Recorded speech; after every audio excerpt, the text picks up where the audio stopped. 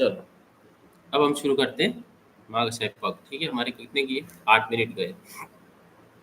ठीक है, स्नेहोपग मार्गशय, स्नेहोपग तो ये आपको 7 मार्गशय पग वाले जो पंचकर्मा से रिलेटेड है, और पंचकर्मा से रिलेटेड है तो इनमें से कोई भी क्वेश्चन आ सकता है आपके फाइनल एग्जाम में, या फिर एबीजीटी में आ सकता है, या फिर कोई भी कॉम्पिटिटिव एग्जाम में यहाँ से आता है पग मार्गशय से। पग का मतलब लिख लो हेल्प करने वाले, सहायता करने वाले, लिख लो पग का मतलब क्या है, टू हेल्प, हेल्प करने वाले। ठीक है, अब पढ़ता हूँ। मृद्विका मधुक मधुपर्णी, यहाँ से। ठीक है, मृद्विका मधुक मधुपर्णी, फिर 3 याद करना, मृद्विका मधुक मधुपर्णी, मेधा विदारी काकोली शीर काकोली, ऐसे मेधा विदारी काकोली शीर काकोली, जीवक जीवंती शालपट, जीवक जीवंती शालपट, तो इति दशेमानी स्नेहो पगानी भवन्ति। तो ये इसमें से अधिकतर जो ड्रग है वो किसकी है बताओ, जीवनी की है और शुक्र जनन की है। देख लो आप, जनन में भी है, जीवनी में भी है, और स्नेहोपग में भी है। ठीक है, आ जाओ फिर स्वेदोपग। ठीक है, ये वापस पढ़ लेता हूँ। ठीक है, मृतिका मधुक मधुपर्णी, मेधा विदारी काकुली शीर काकुली, जीवक जीवंती शालपर्णी, इति दशेमानी स्नेहोपगानि भवन्ति। फिर ये बहुत इंपॉर्टेंट है, इसको तो मैं नहीं भी पढ़ाऊँ तो चलेगा, क्योंकि मैं इतनी बार पढ़ा क्या, फिर पढ़ा देता। स्वेदोपग, शोभांजन अर्घ, शोभांजन एरंड अर्घ, यही कोमा लगाना, शोभांजन एरंड अर्घ वृश्चिर पुनर्नवा। अभी एक और मार्गशय में आएगा वृश्चिर पुनर्नवा। ठीक है, मैं बताऊंगा। फिर वृश्चिर पुनर्नवा, फिर यव तिलकुलत, यव तिलकुलत ब्रैकेट लगाना, अंडरलाइन करना, यव तिलकुलत। तो शोभांजन तिलकुलत माश भद्राणी इति दशमानी स्वेदोपगानि भवन्ति। और इतनी बार पढ़ा दिया कि ये तो आपको याद ही हो जाएगा। ठीक है, स्वेदोपग मार्गशय, ये है 2 चुप, रुक जा तू, साइलेंट हो जा, तेरी जरूरत नहीं अभी बोलने की। शाबाश। तो ये याद रखना, इंपॉर्टेंट है। एरंड, यव, कुलत, ये याद रखना है 3, एरंड, यव, कुलत, यव कुलत याद रखना। क्वेश्चन आएगा आपको कि कौन सा तो शुभ धान्य, क्या आएगा, कौन सा शुभ धान्य आता है, कौन सा शमी धान्य आता है स्वेदोपग में, ये क्वेश्चन बनाएगा तो उल्टा करके बनाएगा, अलग स्टाइल में। तो आपको 2-3 तरह से एक साथ पूछ लेगा कि कौन सा शुभ धान्य, कौन सा शमी धान्य। तो यव क्या है, मोनोकोट है शुभ धान्य। उड़द और कुलत क्या है, शमी धान्य, मतलब डाइकोट, ताल वाला। तो कुलत और उड़द शमी धान्य है, और यव शुभ धान्य, ये याद रखना। ठीक है, फिर वमनोपग इंपॉर्टेंट है, साथ ही इंपॉर्टेंट है, साथ के साथ मधु मधु कोविदार करबूदार, यहाँ तक 4-4, मधु मधु कोविदार करबूदार, मधु मधु कोविदार करबूदार। फिर बोल रहा हूँ क्योंकि अभी वमन टॉपिक शुरू होने वाला है ना आपकी। तो मधु मधु कोविदार करबूदार, नीप विदुल बिंबी, ऐसे याद रखना है, नीप विदुल बिंबी, आपको फ्लो में याद हो जाएगा। ठीक है, नीप विदुल,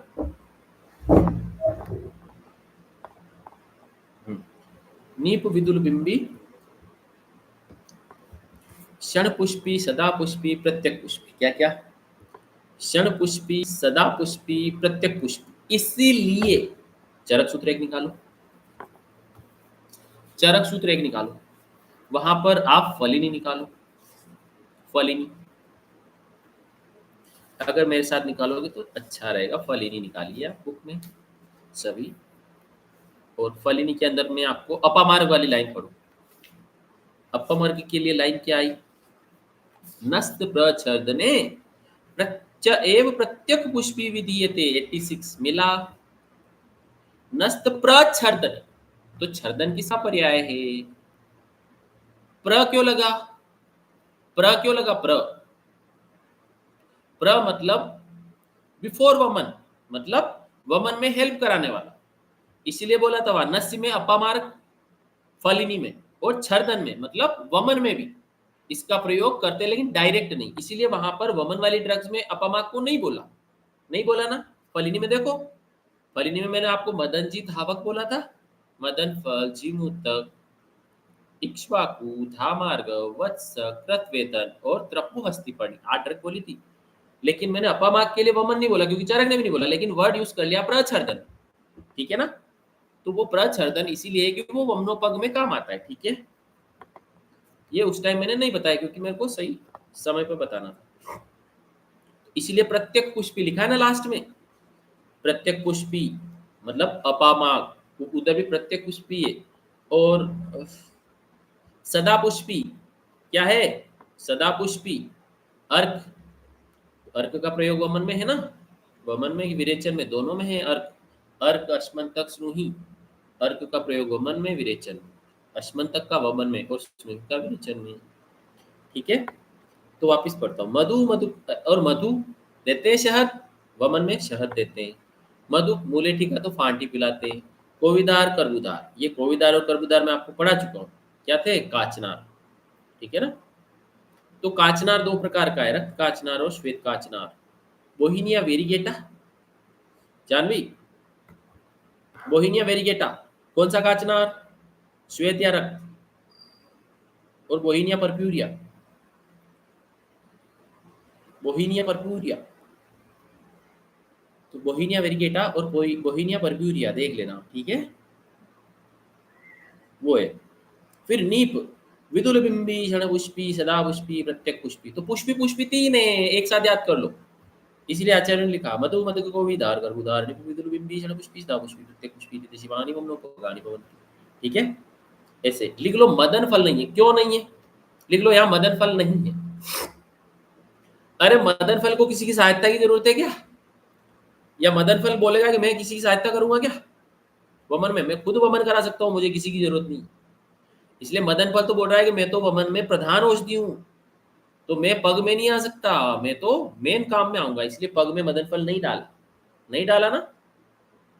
अरे मदन फल जीमू तो इक्ष्वाकु जो कल्पिस्तान के 6 ड्रग्स है, जो कल्पिस्तान के 6 चैप्टर की 6 ड्रग्स है, वो इधर है ही नहीं एक भी। क्यों नहीं है, क्योंकि वो तो मेन वमन वाली ड्रग्स है, इधर सहायता करने वाली ड्रग्स है। ठीक है, आ जाओ, अब आ जाओ विरेचनो पगमा कषाय। तो विरेचन में हेल्प कराने वाले क्या क्या है, बहुत इजी है, 1 मिनट में याद हो जाएगा विरेचनो पग आपको, 1 मिनट। देखो, द्राक्षा काश्मीरी परुषक, ये कौन सा त्रिफला है जानवी, ये कौन सा त्रिफला है, द्राक्षा काश्मीरी परुषक। परुषक आ गया मतलब कौन सा है, मधुर नहीं हो सकता क्योंकि परुषक तो खट्टा होता है, परुषक खट्टा होता है, अम्ल रस वाला होता है, इसलिए मधुर नहीं आ सकता। तो कौन सा आएगा, स्वल्प, कौन सा, द्राक्षा काश्मीरी परुषक इज स्वल्प त्रिफला। फिर अभ्यामलक विविधकम त्रिफला, अभ्यामलक विविधकम त्रिफला, तो स्वल्प त्रिफला, त्रिफला याद हुआ। वापिस बोलता हूं, द्राक्षा काश्मीरी परुषक स्वल्प त्रिफला हो गया। और परुषक से याद रखना क्योंकि परुषक अम्ल रस वाला होता है, तो वो मधुर त्रिफला में कभी शामिल नहीं हो सकता, तो मधुर त्रिफला नाम आएगा ही नहीं इधर। द्राक्षा काश्मीरी परुषक अभ्यामलक विविधक कुवल बदर कर कंदू, बेर की 3 जातियां, कितनी जातियां बेर की, 3 जातियां। अब मुझे आप बताओ बेर की 2 जातियां कहाँ आई थी, बेर की 2 जातियां कहाँ आई थी, बोलो बोलो बोलो।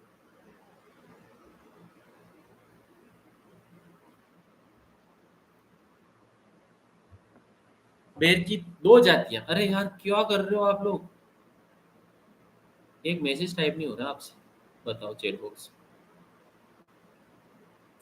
देखो मुझे हर तरह से,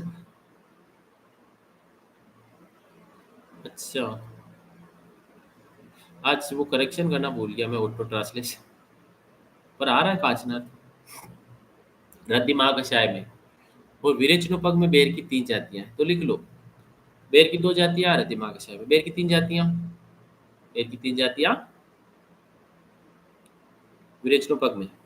फिर लास्ट है पीलू, और पीलू आपने कहाँ पढ़ा था पहले, बताओ। पीलू अपने चरक सूत्र 2 में पढ़ा था, शिरो विरेचन में भी पढ़ा था और विरेचन में भी पढ़ा था। पीलू था ना, शिरो विरेचन वाली ड्रग्स में था और विरेचन वाली ड्रग्स में था। पीलू साल्वाडोरा पर्सिका। क्या मैं पीलू का पेड़ देखा है क्या? पीलू का पेड़ देखा है? हाँ, कोष्ठ के लिए, स्नेह में नहीं, कोष्ठ की परीक्षा के लिए, मृदु कोष्ठ की परीक्षा करते तो पीलू का सोरस आया था वहां पर, ठीक है ना, स्नेहाध्याय। तो इसीलिए तो पीलू का पेड़ नहीं देखा। चलो, पीलू की एक आइडेंटिफिकेशन बताता हूँ कि पीलू की पत्ती होती है ना, अगर उसको आप बीच में से तोड़ोगे तो चट की आवाज। कैसे? चट।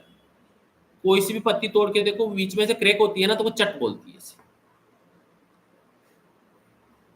पीलू की सबसे बड़ी आइडेंटिफिकेशन, ठीक है ना, साल्वाडोरा पर्सिका। चलो, याद, उसको लीव से ही आइडेंटिफाई करते हैं कि उसकी पत्ती को तोड़ोगे तो बहुत अच्छे से चट की आवाज आती है, जोर से। उसकी खासियत यही है। जैसे अर्जुन की खासियत क्या है कि अर्जुन की लीव के नीचे दो नोड्स होती है लेफ्ट राइट, वो उसकी स्पेशल आइडेंटिटी। कोमरेटेसी में तो बहुत सारे प्लांट होते हैं, लेकिन अर्जुन के लिए दो नोड्स होती है लीव्स में। इसी तरह से पीलू के लिए चट की आवाज आती है। वापिस बोल रहा हूँ, स्वर त्रिफला, द्राक्षा काश्मीरी परुषक। आपको याद, किस किस को याद हो गया है? बहुत ईजी है। द्राक्षा काश्मीरी परुषक, अवया अमलक विविधगम, मूलभद्र कर कंदु पीलू नीति दशिमानी विरेचनु पगानी बहुत।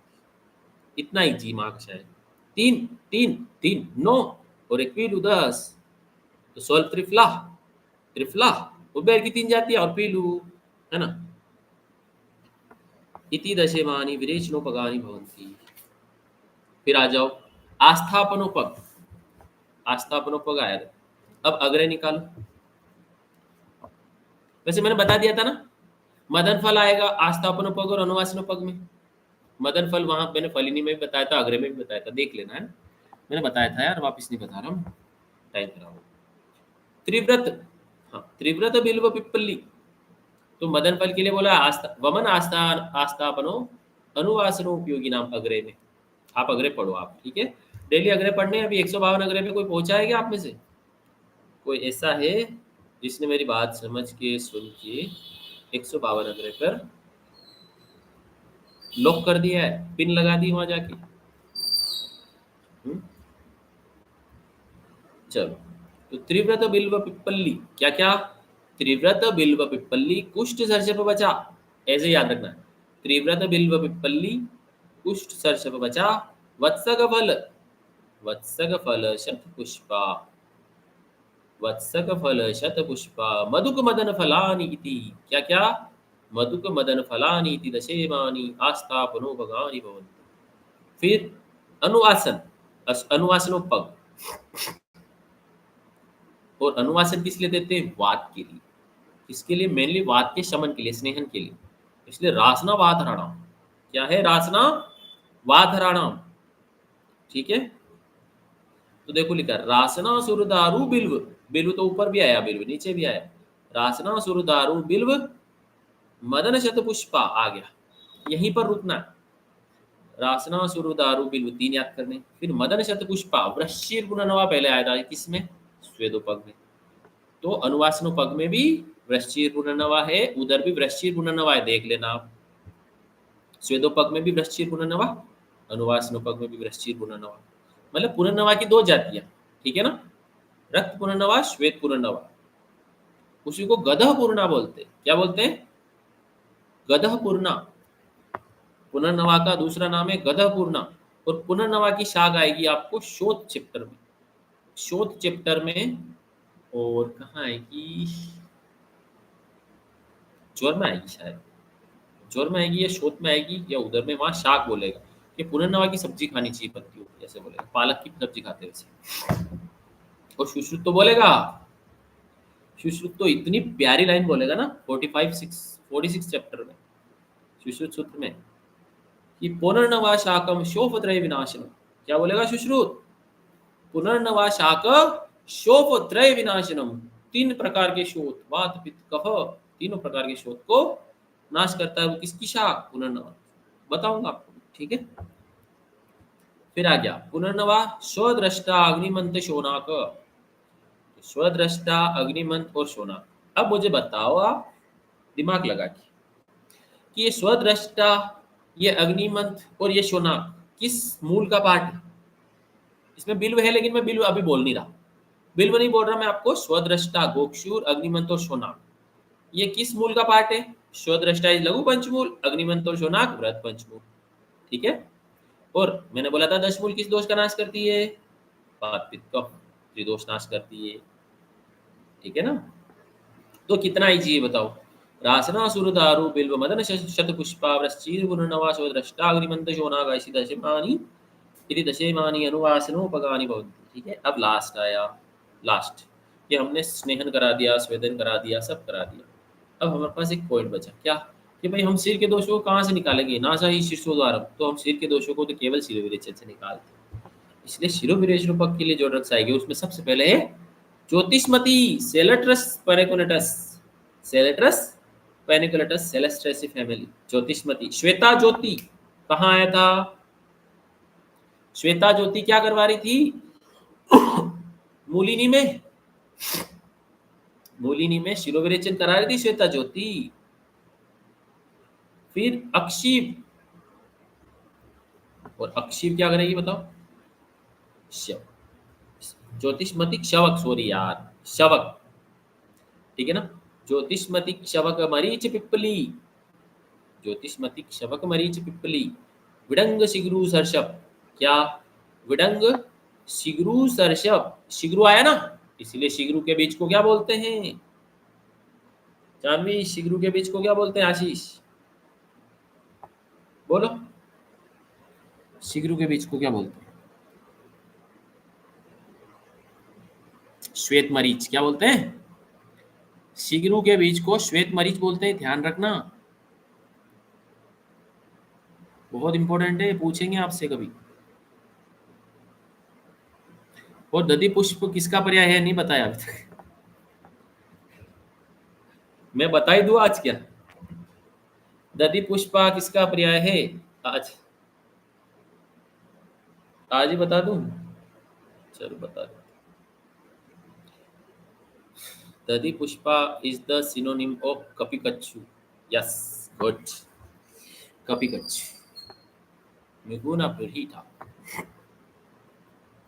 मुकुना pruriens, mucuna pruriens, leguminosae family, English name cow itch, cow etch.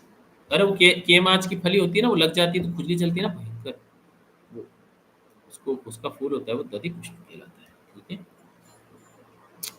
तो वापस पढ़ता हूँ, शिग्रू सर्षप अपामाघ, अपामाघ तंडुल, चैप्टर का नाम क्या था, अपामाघ तंडुली। श्वेता माँ श्वेता मतलब वो अपराजिता के दो भेद, अपराजिता के दो भेद, श्वेता और माँ श्वेता। वापस पढ़ता हूँ, इति दशेमानि शिरोविरेशनोपगानि भवन्ति। ज्योतिषमति क्षवक नीच पिप्ली विडंग शिग्रू सर्षप अपामार्ग तंडुल श्वेता महाश्वेता इति दशेमानि विरेचनानि पग शिरोविरेचनानि शिरोविरेचन पग विरेचनोपगानि भवन्ति। सॉरी। इस तरह से हमारे ये 27 तक के महाविषय हो गए। आप अच्छे से पढ़ना, इनको याद करना, कोई डाउट है तो फिर पूछ लेना, या रिकॉर्डिंग तो है ही आपके पास। ज़्यादा लंबे छोड़े मार्क्स आए थे इसलिए टाइम लग गया ज़्यादा, पर हम अब 7वां चैप्टर शुरू करते हैं सूत्र स्थान का। ठीक है। न वेगान धारणीय अध्याय, क्या नाम है, न वेगान धारणीय अध्याय। चलो, अथा तो न वेगान धारणीय अध्याय व्याख्यास्यामः। अब लिखो, ऊपर लिखो पेज के उदावर्त, लिखो लिखो लिखो, चलो लिखो। उदावर्त के भेद, चरक के 6 उदावर्त, सुश्रुत के 13 उदावर्त, बेल के 4 उदावर्त। चरक के 6 उदावर्त, सुश्रुत के 13 उदावर्त और भेल के 4 उदावर्त। लिख लिया उदावर्त। तो जो सुश्रुत के 13 उदावर्त है वही अधारणीय वेग है, जो सुश्रुत में 13 उदावर्त है वही अधारणीय वेग है। और इन अधारणीय वेगों में से 6 ही चरक 6 चरक के उदावर्त। ठीक है। अभी मैं बता दूंगा कौन कौन से 6। ठीक है।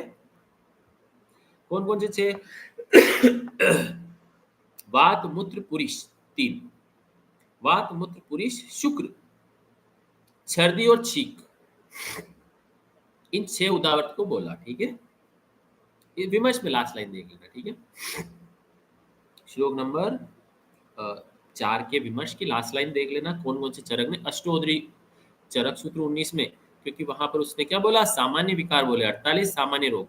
उन 48 सामान्य रोग में 6 भेद वाली कितनी व्याधियां, यस पढ़ लिया ना आपने तो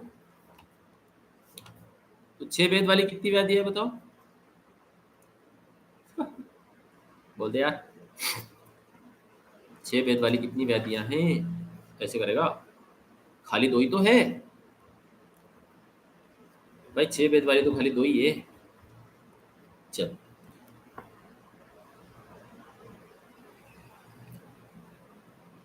6 उदावर तो 6 तिसार, ठीक है।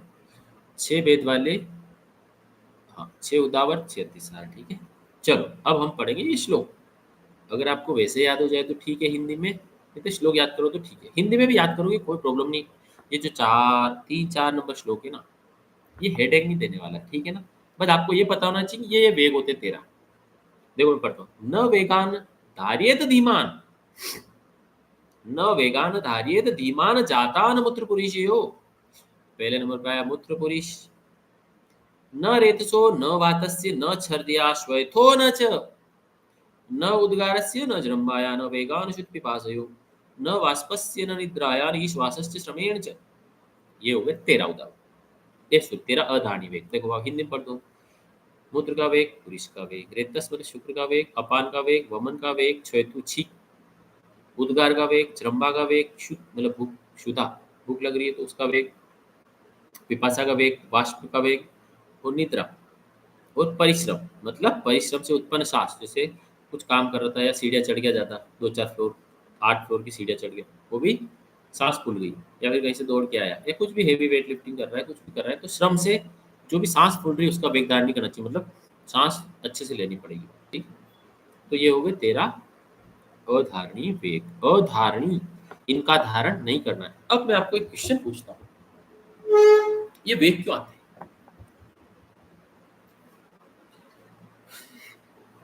ये वेग क्यों आते हैं,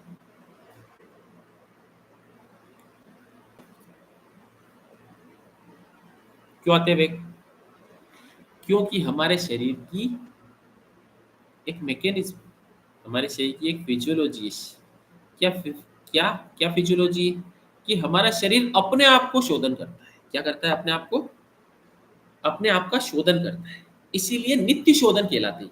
ये अधारणी वेग अगर धारण नहीं करोगे तो ये शरीर को नित्य शोधन करते रहेंगे। सोचो कि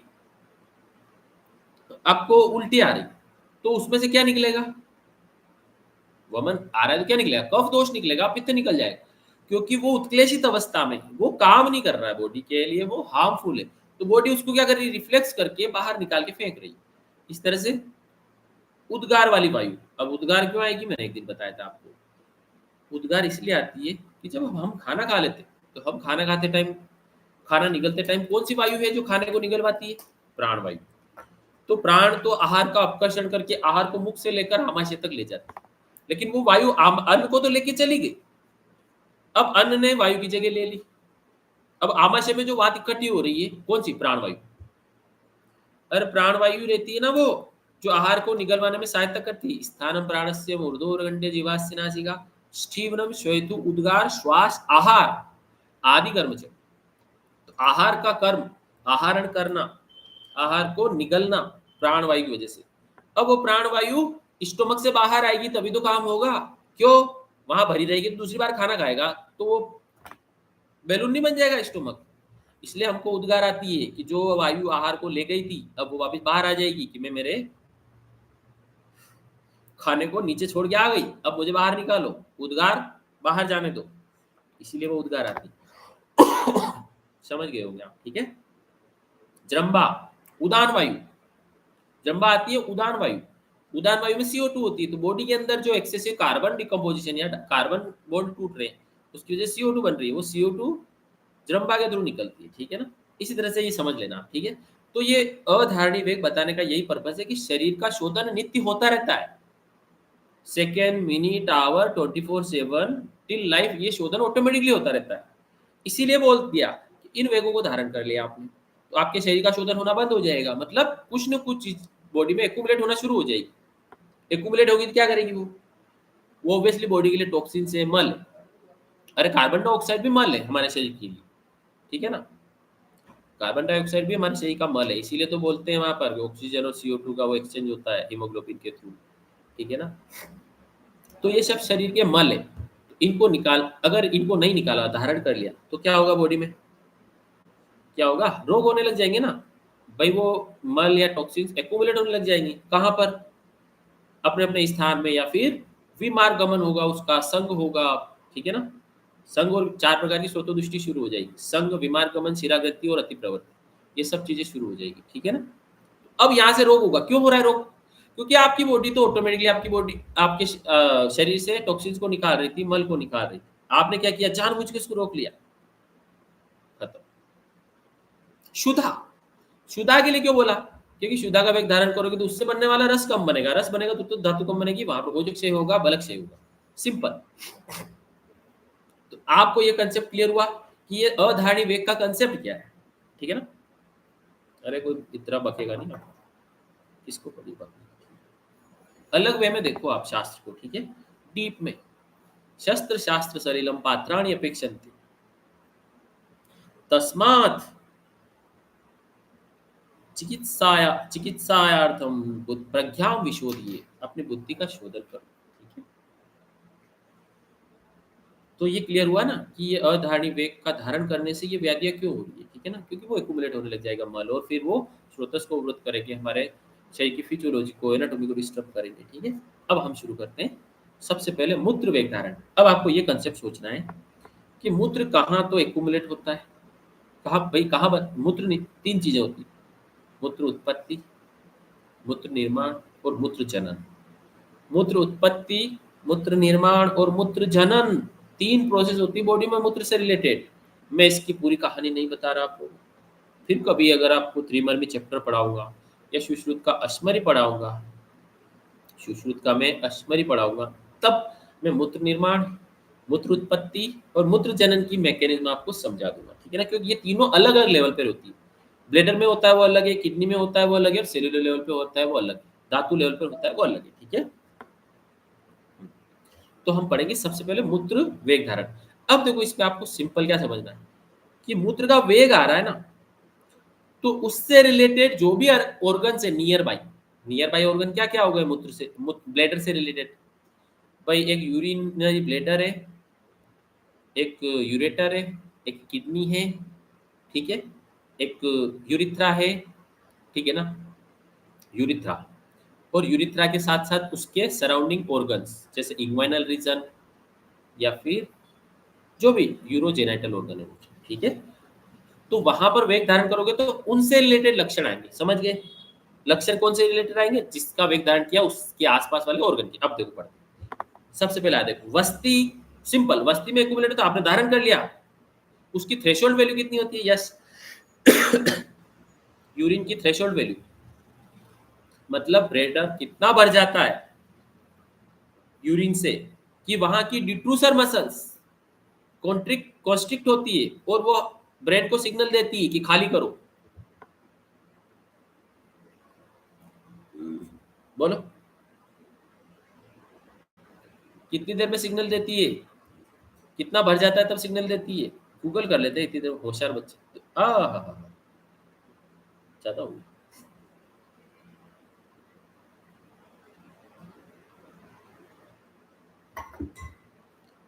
अरे 1500 सीसी तो फट जाएगा ब्लेडर, 1.5 लीटर। थ्रेशोल्ड का मतलब क्या होता है, थ्रेशोल्ड का मतलब होता है कि यूरिन बूंद बूंद करके ब्लेड यूरेटर के थ्रू ब्लेडर में भर रहा है, लेकिन इतना भर जाएगा कि उसके बाद आपको पता चलेगा कि मुझे यूरिन जाना है, वो थ्रेशोल्ड वैल्यू होती है। मतलब उस वैल्यू के बाद आपके ब्रेन को स्टिमुलेशन मिलेगा, वहां पर जो सेल्स होती है, कौन सी, detrusor muscles, detrusor muscles signal भेजती है कहाँ पर, ब्रेन को, कि टॉयलेट करो या मिक्चुरेशन करो, ठीक है ना। वो मिनिमम वैल्यू कितनी है, 250 ml है क्या, यश, आशीष, 180, गूगल कर लिया क्या, गूगल कर लिया क्या, the threshold value of urine.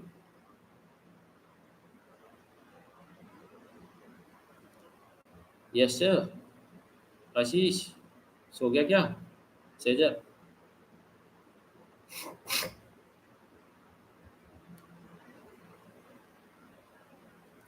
चलो देख लेना आप, ठीक है। थ्रेशोल्ड वैल्यू, थ्रेशोल्ड वैल्यू का मतलब समझा दिया मैंने। चलो 220 ml याद रखना, ठीक है।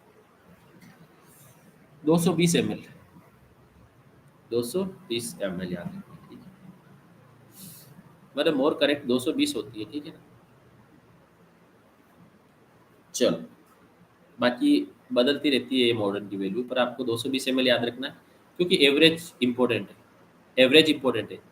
किसी को 210 पे आ जाता है तो क्या करोगे। तो इसीलिए 180 बोला किसी ने और किसी ने 250 बोला, उसका एवरेज मैंने बता दिया, ठीक है ना।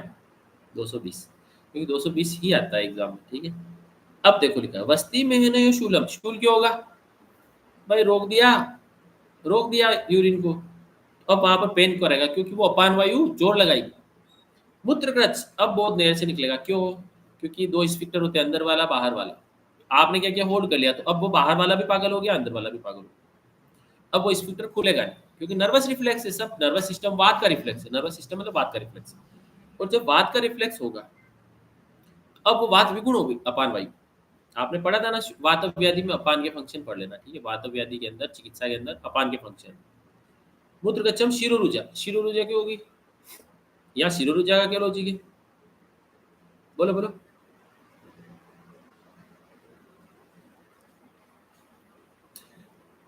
ब्लेडर फुल हो गया, तो किडनी से जो छन रहा है क्या, metabolite like creatinine, urea, ammonia और भी सोल्ट, अब वो सर्कुलेशन में बढ़ने लग जाएंगे। और फिर वो सर्कुलेशन में बढ़ते बढ़ते बढ़ते ब्लड ब्रेन बैरियर को क्रॉस करने लग जाएगी। इसलिए वो लास्ट स्टेज शिरोरुजा होगी, लास्ट में होगी वो। शुरुआत में तो ये शुरू के ये होगी। और विनाम, पेशेंट आगे की तरफ झुकेगा, तो विनाम दो जगह आता है, मूत्र और चंबा में, ठीक है ना। वंक्षण आना, वंक्षण में आना होगा, ठीक है ना। मतलब वंक्षण प्रदेश में क्या बोलते हैं उसको, पेन होगा, या आपको लगेगा आपका ब्लेडर फटने वाला है, डिस्टेंटेड ब्लेडर ऐसा लिखा है, ठीक है। तो स्वेलिंग और पेन हो जाएगा, वंक्षण आना। स्याद लिंगम मूत्र निग्रह, ये मूत्र वेग धारण के लक्षण है। याद हो गए सबको, विनाम is the most important. Highlight कर लेना, ब्रेकेट लगा लेना, 5 स्टार लगा लेना। विराम सबसे इंपॉर्टेंट है, ठीक है। और कुछ याद नहीं रहे तो भी कोई दिक्कत नहीं। अब आ जाओ इसकी चिकित्सा। अब मुझे बताओ, चिकित्सा क्या होगी, वात का स्थान है, वात कुपित हो रही है ना, अपान वात की विगुणता हो रही है, चिकित्सा क्या होगी भाई, वात को शमन करने वाली चिकित्सा होगी, यूरिन को निकालने वाली चिकित्सा होगी। तो बताओ, आपने स्वेदाध्याय में क्या पढ़ा था, कि हम स्वेदन करते तो कौन कौन नहीं रुक पाता है, कौन कौन नहीं रुक पाता स्वेदन से, स्वेदन करने पर कौन कौन सा दोष नहीं रुक पाता है, नहीं ठहर पाता है। क्या लिखा था, पुरुष मूत्र रेतांसी, पुरुष मूत्र रेतांसी न संजति कदाचन, इसलिए स्वेदन की क्रिया आएगी, स्नेहन की क्रिया आएगी। देखो क्या है, स्वेदन आ गया, अवगा, अवगा भी एक तरह का स्वेद, अभ्यंग क्योंकि वात का शमन करना है, सर्पिश्च अवपीडक, गोला कर लेना, बहुत इंपॉर्टेंट, ब्रैकेट लगा लेना। सर्पिश्च अवपीडक, क्वेश्चन आएगा, अवपीडक का प्रयोग किस वेग धारण में, आंसर मूत्र वेग धारण में। मूत्र प्रतिहते कुर्याद त्रिविध वस्ती कर्मज, त्रिविध वस्ती मतलब मेरु, अनुवासन और उत्तर वस्ती, तीनों का यूज करना। इसको पूरे को ब्रैकेट लगा लेना, त्रिविध वस्ती कर्म को ब्रैकेट लगा के हाईलाइट कर लेना। त्रिविध वस्ती कर्म को ब्रैकेट लगा के हाईलाइट कर लेना। तो क्या क्या आया, मैंने स्वेदन बता दिया, अवगा बता दिया, अभ्यंग बता दिया। अभ्यंग, स्वेदन, अवगा, अवपीड़क ग्रत। अब मुझे बताओ, कोई आप में से बता सकता है मुझे अवपीड़क ग्रत क्या होता है।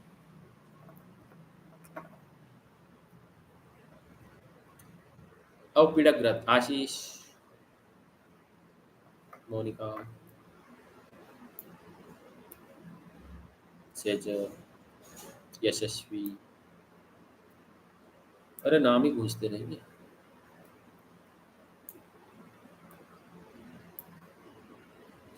लोटो वाटर नहीं, लोटो ग्रत। आज मैंने वो ट्रांसलेशन का गड़बड़ कर दिया, वो करेक्ट नहीं किया, गड़बड़ हो गया। इंग्लिश में टाइप कर दो आप, इंग्लिश में टाइप करो, थोड़ी इंग्लिश भी सारो। ये ट्रांसलेशन का ऑप्शन नहीं आता है क्या यार? ट्रांसलेशन बंद करने का। बेस्ट क्वांटिटी आफ्टर मील, थोड़ा करेक्ट कर लेता हूँ, चलो गुड। मैं आपको बता देता हूँ, अवपीड़क का मतलब लिख लो, लिख लो, लिख लो अवपीड़क का मतलब भोजन से पूर्व, भोजन से पूर्व और भोजन के पश्चात कृत की प्रधान मात्रा, लिख लो। भोजन से पूर्व और भोजन के पश्चात कृत की प्रधान मात्रा अवपीड़क कहलाती है, ठीक है, लिख लिया। भोजन के पूर्व प्रधान मात्रा और भोजन के पश्चात प्रधान मात्रा अवपीड़क स्नेह कहलाती है, ठीक है, अवपीड़क स्नेह कहलाती है, लिख लिया। चलो, तो आपको दो वर्ड इंपॉर्टेंट है वो याद करने, क्या क्या? सर्पिष्ट अवपीड़क और त्रिविध वस्तीकरण। क्वेश्चन ये आएगा, त्रिविध वस्तीकरण किसकी चिकित्सा? आंसर मूत्र वेग धारण।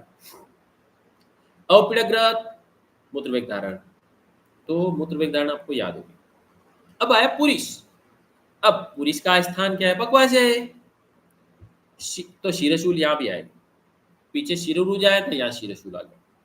बकवास है, शिरशूल वात वर्चो अप्रवर्तन। अब आपने पुरुष का वेग धारण कर किसी पेशेंट ने कर लिया, वात मतलब अपान वात, और वर्च मतलब पुरुष का अप्रवर्तन मतलब उसकी प्रवृत्ति होना बंद हो जाएगी। क्यों क्यों हो जाएगी बंद? क्योंकि आपने एक टाइम तक पुरुष का वेग धारण किया, उसके बाद उसको जो बाहर निकालने वाली बात थी अपान वायु, वो भी विगुण हो गई। अब वो विगुण हो गई तो वो खुद बाहर नहीं जाएगी, पुरुष को भी बाहर नहीं ले जाएगी, ठीक है ना? तो पक्वा हाईलाइट करना पूरी लाइन। पक्वा से शीरे शूल बात वर्चो अप्रवर्तन किसका लक्षण? पुरुष वेग का। पिंडिकोद्वेष्टन is the most important point. इस पूरे श्लोक में सबसे इंपॉर्टेंट क्या है? पिंडिकोद्वेष्टन किसका लक्षण है? अब लिख लो। चलो, आप चाहो तो मैं आपको तीन चार चीजें लिखवा देता हूँ। पिंडिकोद्वेष्टन कहाँ कहाँ आता है, बताओ कहाँ कहाँ आता है? पिंडिकोद्वेष्टन कहाँ कहाँ आता है बच्चे? Tell me fast.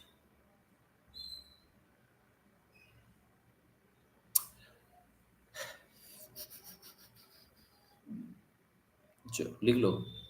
पुरुष वेग धारण, पुरुष वेग धारण, पुरुष वेग धारण पांडु का सामान्य लक्षण, जोर का पूर्व रूप, जोर का लक्षण, जोर का पूर्व रूप, जोर का लक्षण।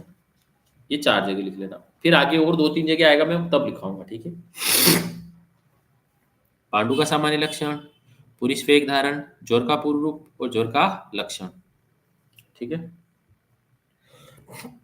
अब आप जोर का लक्षण यहां मत देखना, वाग्भट के अंदर जोर के पूर्व रूप में भी आता है, जोर के लक्षण में भी आता है, बात जोर के लक्षण, ठीक है।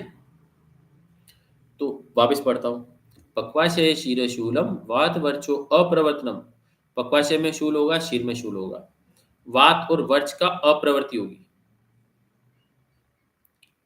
वात और वर्च मतलब पुरुष की अप्रवृत्ति होगी, निकलेगा नहीं। पिंडिको उद्वेशनम आत्मान पुरुषे शाद वितरित। इसीलिए पिंडिको उद्वेष्टन बहुत बार एग्जाम में आ चुका है, ठीक है, पेपर सोल्व करोगे तो मिलेगा। और इसमें बहुत इंपॉर्टेंट क्वेश्चन अब इसकी चिकित्सा आया कि पुरुष वेग धारण जन वही मूत्र पुरुष शुक्र, मूत्र पुरुष और शुक्र नहीं रुकते, किसकी वजह से? स्वेदन। तो कराना तो स्वेदन ही, लेकिन क्या क्या? स्वेदन अभ्यंग अवगा। पहले भी क्या आया देखो, स्वेदन अवगा अभ्यंग, स्वेदन अवगा अभ्यंग, स्वेदन अभ्यंग अवगा। वर्ती वस्ती गर्म च, बहुत इंपॉर्टेंट है वर्ती। वर्ती क्यों दे रहे? स्फिंक्टर खोलने के लिए, रेक्टल स्फिंक्टर को लूज करने के लिए। तो वर्तयो वस्ती गर्म च, और वस्ती कौन सी? नीरू और अनुवासन। जब आपको वस्ती बोल दिया ना, तो अगर वस्ती बोल दिया, तो जब वस्ती बोल देते हैं आयुर्वेद में, तो नीरू अनुवासन दोनों साथ समझनी है ऑटोमेटिकली, ठीक है, ऑटोमेटिकली साथ समझनी है।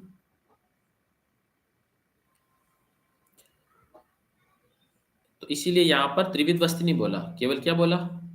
क्योंकि उधर त्रिविध वस्ती बोलने का था कि वो ब्लेडर से रिलेटेड है, इसलिए यूरिनरी पाथवे के थ्रू ब्लेडर में डालना क्या मेडिसिन को, इसलिए वो उत्तर वस्ती भी आएगा और नीरू अनुवासन भी आएगा उधर, मूत्रवेग। जबकि यहाँ तो वर्ती लगाना है, गुद में वृत्ति लगानी है। वर्ती दो प्रकार की बली, शामादि वर्ती और पिपल्यादि वर्ती। आगे आएगी, मैं बताऊंगा, अभी लिखना मत। श्यामादिवर्ती और पिपल्यादिवर्ती। और हितम प्रतिहते वर्चस्य अन्नपानम प्रमाथि, बहुत इंपॉर्टेंट। तो ये क्वेश्चन आएगा, वर्ती वस्ती कर्म च, इतना ब्रैकेट लगाना। वर्ती, माते, मैं क्लास ले रहा हूँ, बाद में फोन करता हूँ आपको, ठीक है माते? Okay bye. आज तो वर्तयो वस्ति कर्म च हितम प्रतिहते वर्चस्य अन्नपान प्रमाथि च। तो क्वेश्चन आएगा आपको, वर्ती वस्ति कर्म किस वेग धारण की चिकित्सा है? आंसर पुरुष वेग की। फिर प्रमाथि अन्न बहुत इंपॉर्टेंट है। मुझे कोई बताएगा प्रमाथि अन्न के उदाहरण या प्रमाथि औषधि के उदाहरण? प्रमाथि औषधियों के उदाहरण सारंगर में दिया है, प्रमाथि की डेफिनेशन। निज वीर्य से, किससे? निज वीर्य से स्रोतस में एकुमुलेटेड या चिपके हुए दोषों को निकालने वाले औषधि को क्या बोलते हैं? प्रमाथि बोलते हैं। निज वीर्य वर्ड आएगा उसमें, निज वीर्य, पोटेंसी उसकी। तो आंसर लिखो, प्रमाथि का उदाहरण लिख लो, प्रमाथि का एग्जांपल लिख लो, वचा और मरीच। लिख लो वचा और मरीच, लिख लो ऊपर। लिखा है? अरे इधर लिखा है यार, विमर्श में, निज वीर्येण यद द्रव्यम स्रोतेभ्यो दोष संचयम निरस्यति प्रमाथि चेत। इस लिख लो, यथा वचा मरीच, एकोरस कैलेमस और piper nigrum. Acorus calamus, piper nigrum. वचा की फैमिली कौन सी है? वचा की अरेसी, मरीच की पाइपरेसी। चलो, तो ये ब्रैकेट लगाना, हाईलाइट करना, वर्ती वस्ती कर्म च और प्रमाथि अन्नपान, ठीक है? अन्नपान प्रमाथि च, बहुत इंपॉर्टेंट। अब आ जाओ तीसरा वेग, शुक्र वेग धारण। तो शुक्र वेग धारण तो सेमाइनल वेसाइकल एपिडिडाइमिस, वहां पर पेन होगा, फिर पिनाइल यूरिथ्रा में पेन होगा, ठीक है ना? तो लिखा है सबसे पहले मेड्र वृषणयो, मतलब पूरा स्क्रोटम रीजन जहां पर एपिडिडाइमिस और क्या नाम, सेमाइनल वेसाइकल, जो जो भी स्ट्रक्चर है वो। मेड्र वृषणयो शूलम। फिर अंग मर्द क्यों बोला? गोला कर लेना, यही सबसे इंपॉर्टेंट पॉइंट। मैं आपसे पूछता, अगर किसी ने मुझे इसका आंसर दिया ना, तो शायद मैं उसके लिए prize, price, I have price, कुछ भी दूंगा मैं, भले एक चॉकलेट भी दूंगा, कल दे दूंगा। यहां पर अंग मर्द क्यों बोला?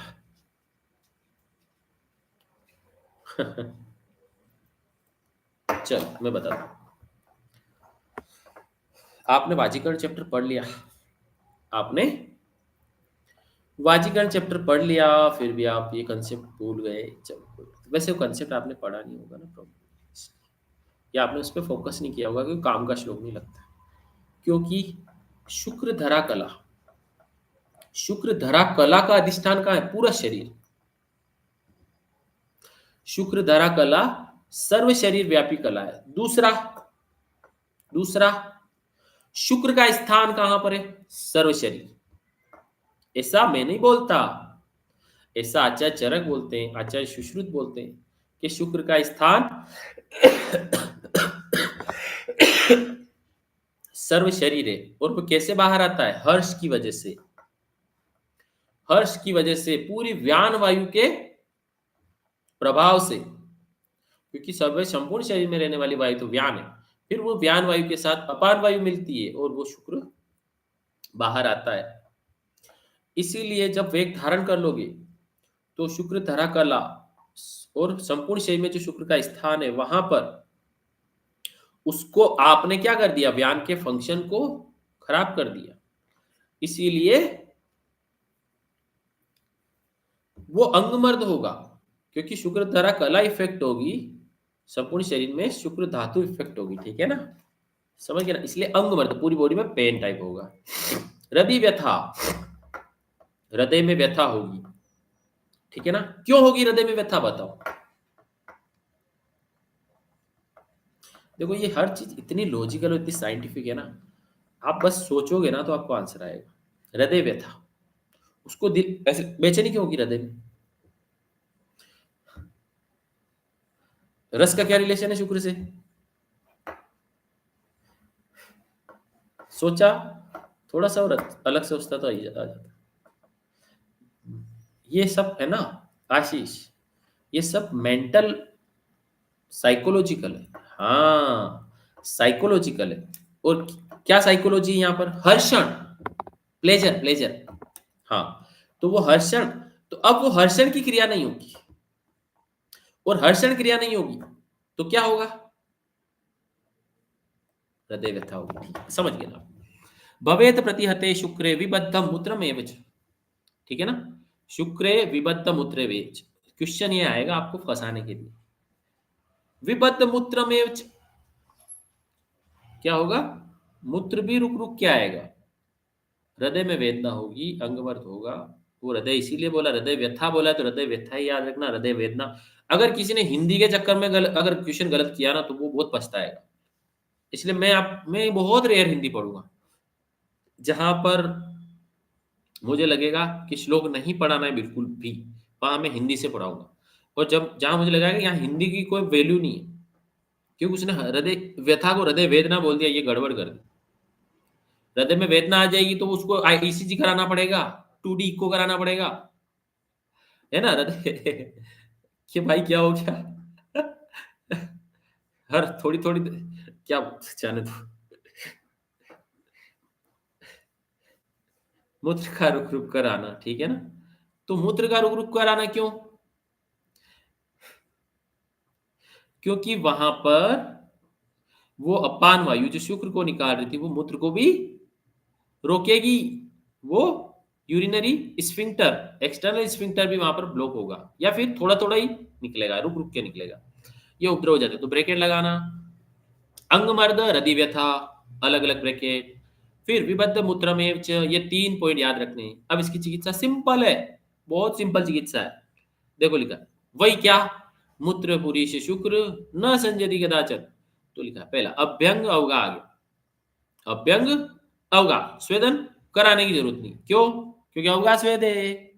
भाई वहां स्वेद अभ्यंग अवगा बोला था, पर यहाँ बोल रहा है कि अभ्यंग और अवगा करा दो, क्योंकि अवगा एक प्रकार का स्वेद है, डुबा के रखो उसके हिप को। मदिरा चरणायुधा, बहुत इंपॉर्टेंट, ब्रैकेट हाईलाइट, मदिरा चरणायुधा।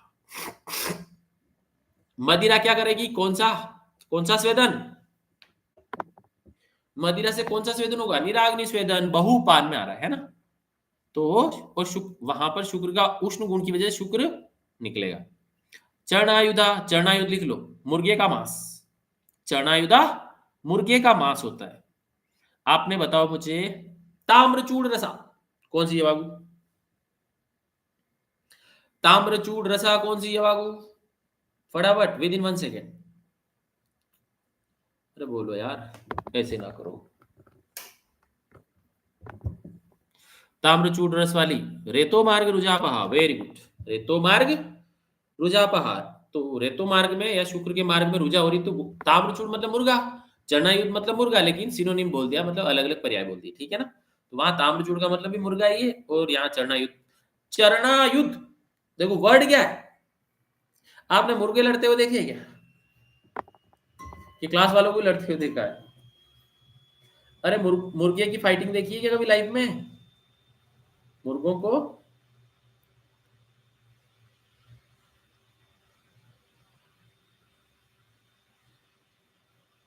तो मुर्गे जब लड़ाई करते हैं ना तो अपने पंजे का यूज करते हैं। किसका? अपने पंजे का, पैरों का। इसलिए तो जो नॉन वेजिटेरियन होते हैं वो किस पे फोकस करते हैं? चिकन खाते हैं तब, लेग पीस। ये तो सुना होगा। अरे ये तो जनरल नॉलेज की बात है।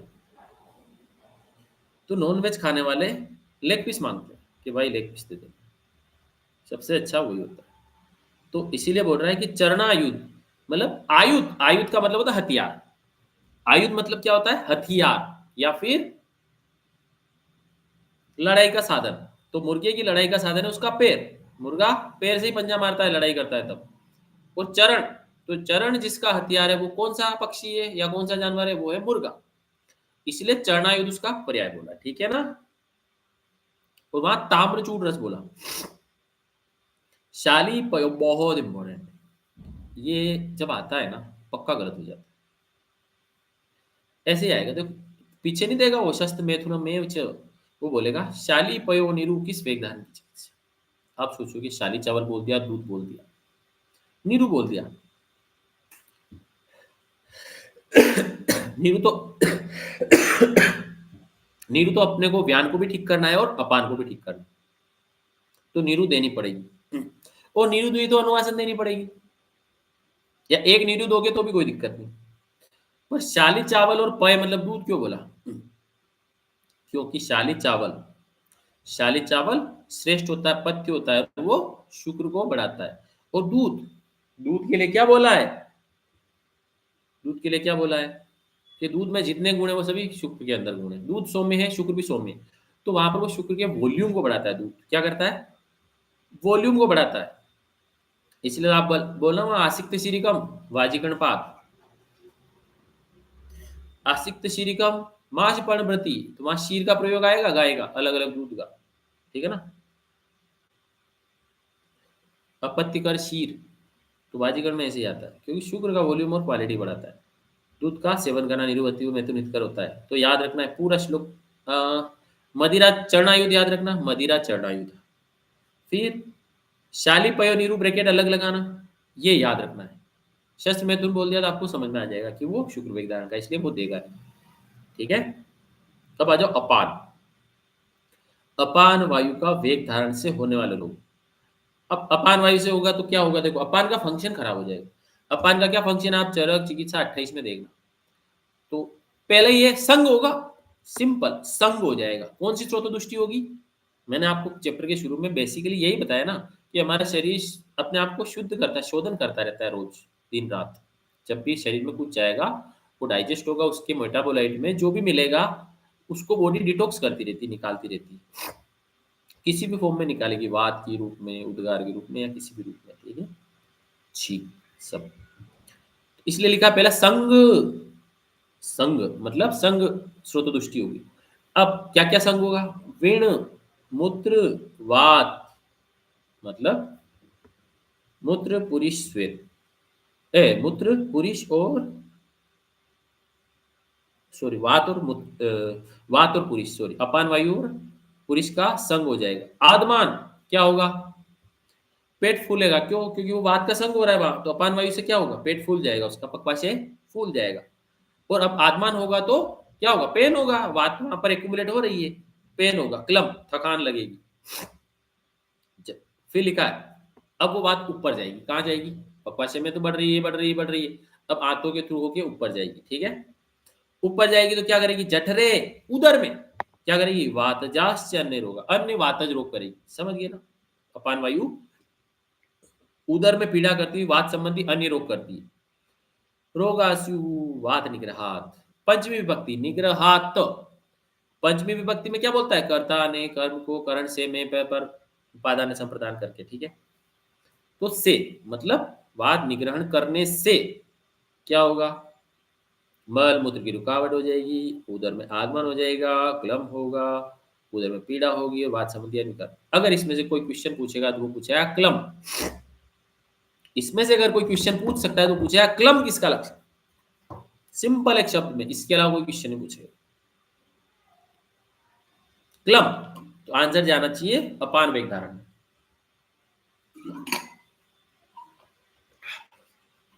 बहुत करवाए, ज्यादा ही करवा। क्लम याद रखना। ठीक है, अब इसकी चिकित्सा पढ़ेंगे। अब इसकी चिकित्सा सिंपल है कि वात रुक रही है और वात की वजह से जो उसके कर्म रुक रहे हैं उनको ठीक करना। देखो वही आगे वात के लिए क्या चिकित्सा है? स्नेहन स्वेदन, ये तो पीछे ही नहीं छोड़ेंगे।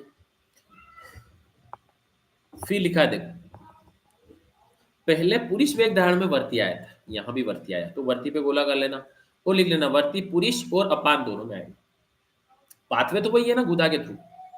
तो लिखो वर्ती का प्रयोग पुरुष और अपान वेग धारण दोनों में आएगा। फिर स्नेह स्वेद विधि तत्र, स्नेह स्वेद विधि पूर्वक कराना है, तथा वर्ती और भोजनानी च, ऐसा भोजन कराना है जो क्या करा है? अनुलोमन करा है। किसका अनुलोमन? अपान अनुलोमन। तो भोजनानी च पानानी च, भोजन है या पान है, वस्तयश्च एव अब बताओ, जब भी अपान की चिकित्सा आएगी या जब भी वात की चिकित्सा आएगी और जब भी पखवाजे का रोल आएगा, वस्ती तो आई टपकेगी। कौन सी वस्ती? नीरोन्वासन, इसलिए लिखा है वस्तयश्च एव।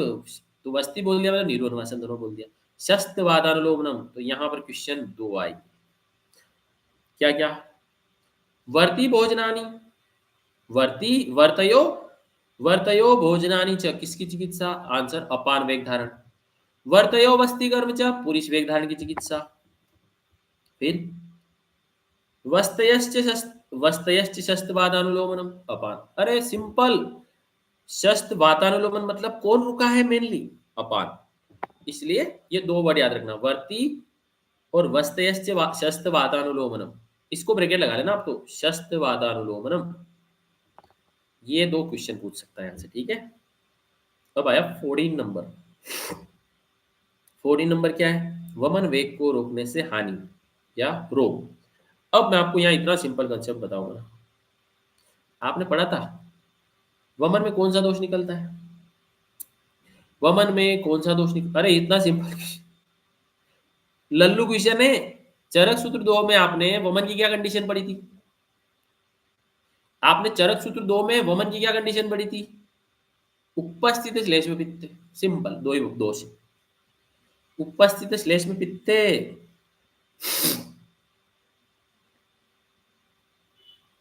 यस।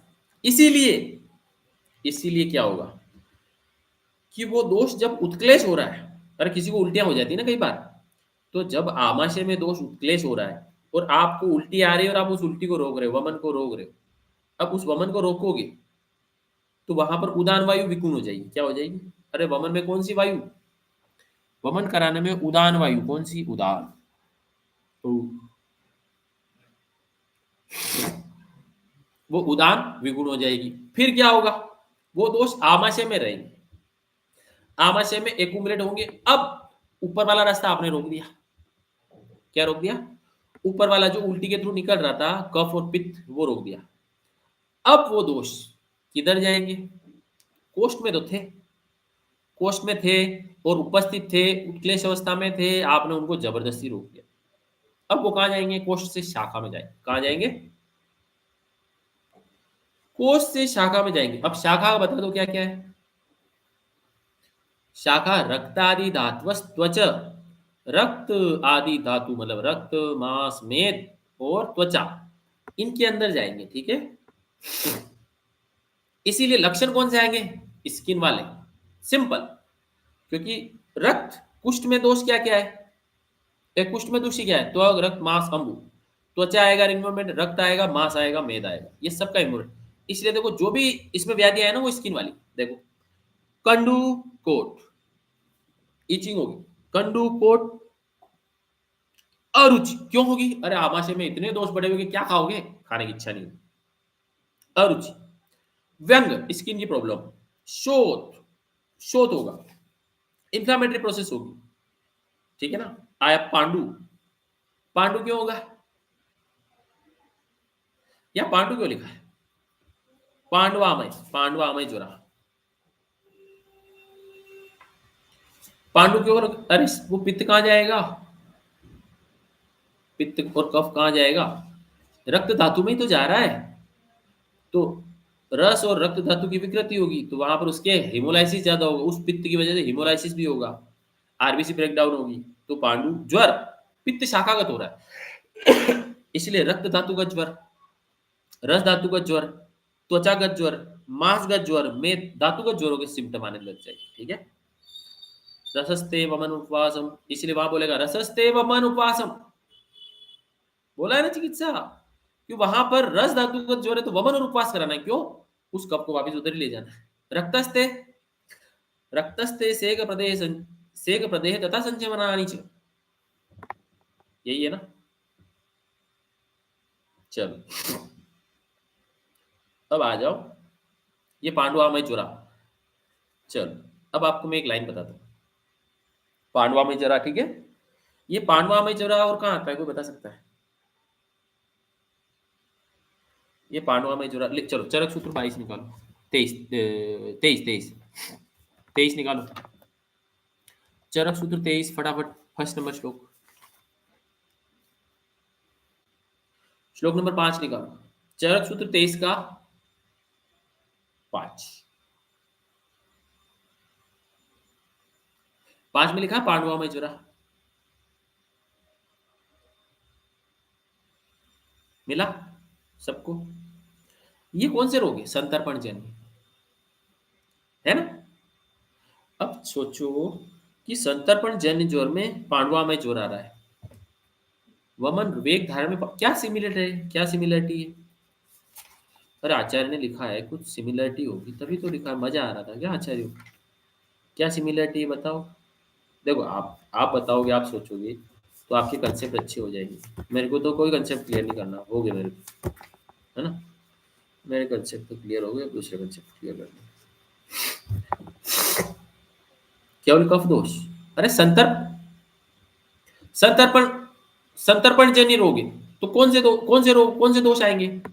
अपतर्पण आएगा तो केवल बात आएगी, अपतर्पण होगा तो केवल बात आएगी, संतर्पण होगा तो पित्त और कफ दोनों आएंगे। इसलिए यहाँ वमन वेग धारण में भी पित्त कफ है, उधर संतर्पण में भी कफ पित्त है, कफ पित्त, इसीलिए वो दोष निकलना चाहते हैं। संतर्पण में क्या होता है? संतर्पण मतलब बहुत शरीर में ज्यादा तर्पण हो गया तो दोष, मलीभूत दोष ज्यादा बनेंगे, और मलीभूत दोष कौन से बनेंगे संतर्पण में? कफ पित्त बनेंगे। उधर भी वही आ रहा था, ठीक है, चलो चलो जाओ। फिर देखो स्किन डिसऑर्डर, कुष्ठ रल्ला, बार बार जी मचलाएगा। कुष्ठ रल्ला, विसर्प। अच्छा मुझे बताओ विसर्प में दुष्य क्या है?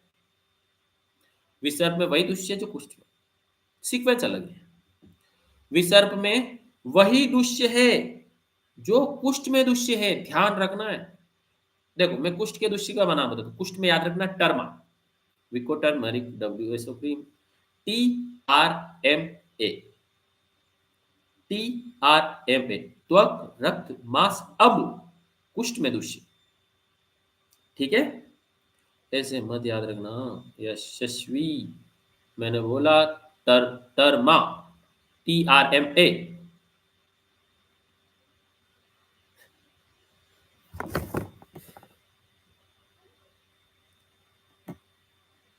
TRMA, ठीक है ना? हेलो, टर्मा, त्वक रक्त मांस अंबु, ठीक है? और विसर्प में RLTM, क्या है? RLTM याद रखना है, रक्त, लसिका, त्वक और मांस। सीक्वेंस अलग अलग है, दूषित सेम है, इसीलिए वही दूषित होंगे। तो कुष्ठ, रल्लास, विसर्प, छर्दी, निग्रह, गदा। तो ये विसर्प, रल्लास, समझ में आ गया ना कि वमन वेग से क्या क्या होता है, किस लेवल पे होता है। अब आपको कुछ रटना क्या है, नहीं रटना है, ठीक है ना? तो कुष्ठ, रल्लास, विसर्प, छर्दी, निग्रह, गदा। तो इसमें से कुछ भी पूछेगा आप बता सकते हो, ठीक है? चलो, हाँ वही तो बोल रहा हूँ, RLTM, TRMA, RL, ऐसे कर लो, लिख लो भली, TRMA। अच्छा अच्छा, टर्मरिक क्रीम किसके लिए होती है? स्किन के लिए। तो कुष्ठ में टर्मरिक आएगा, टर्मा, TRMA, और विसर्प में आएगा RLTM, ठीक है ना? सिंपल, जब अरे सब याद हो जाएगा, क्यों टेंशन है। अब इससे चिकित्सा क्या कराओगे? 15 नंबर, ठीक है ना? चलो,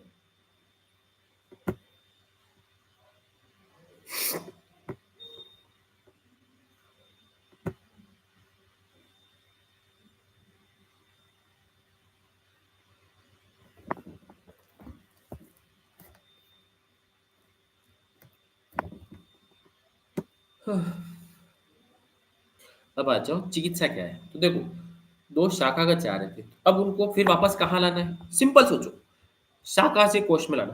एक सेकेंड,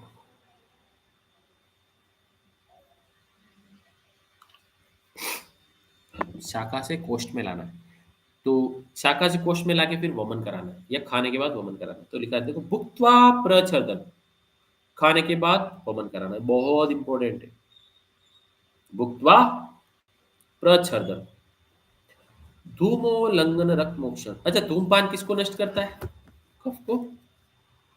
अरे इंग्लिश में टाइप कर लो, किचन वचन नहीं समझ में आएगा मुझे। भुक्त्वा प्रच्छदन, खाने के बाद वमन, मतलब कुछ भी लघु खिला के उसको वमन कराओ, कफ निकल जाएगा। फिर देखो लिखा लंघन, अब बताओ लंघन किसकी चिकित्सा है? कफ पित्त की। रक्त मोक्षण, जो दोष शाखागत गए थे, जो दोष शाखा, इसलिए कुष्ठ में भी रक्त मोक्षण है, विसर्प में भी रक्त मोक्षण है। अरे विसर्प की अर्ध चिकित्सा क्या बोली? यश, आशीष, किसी को पता है विसर्प की आदि चिकित्सा क्या है? रक्त मोक्षण। एकस्तानि सर्वाणि रक्त मोक्षण में एकत यानी युक्तानि विसर्पाणाम निवृत्तये। वहां बोलेगा कि विसर्प की निवृत्ति के लिए अर्ध चिकित्सा रक्त मोक्षण है, वात रक्त की अर्ध चिकित्सा बेस्ट चिकित्सा बस्ती है। ठीक है ना?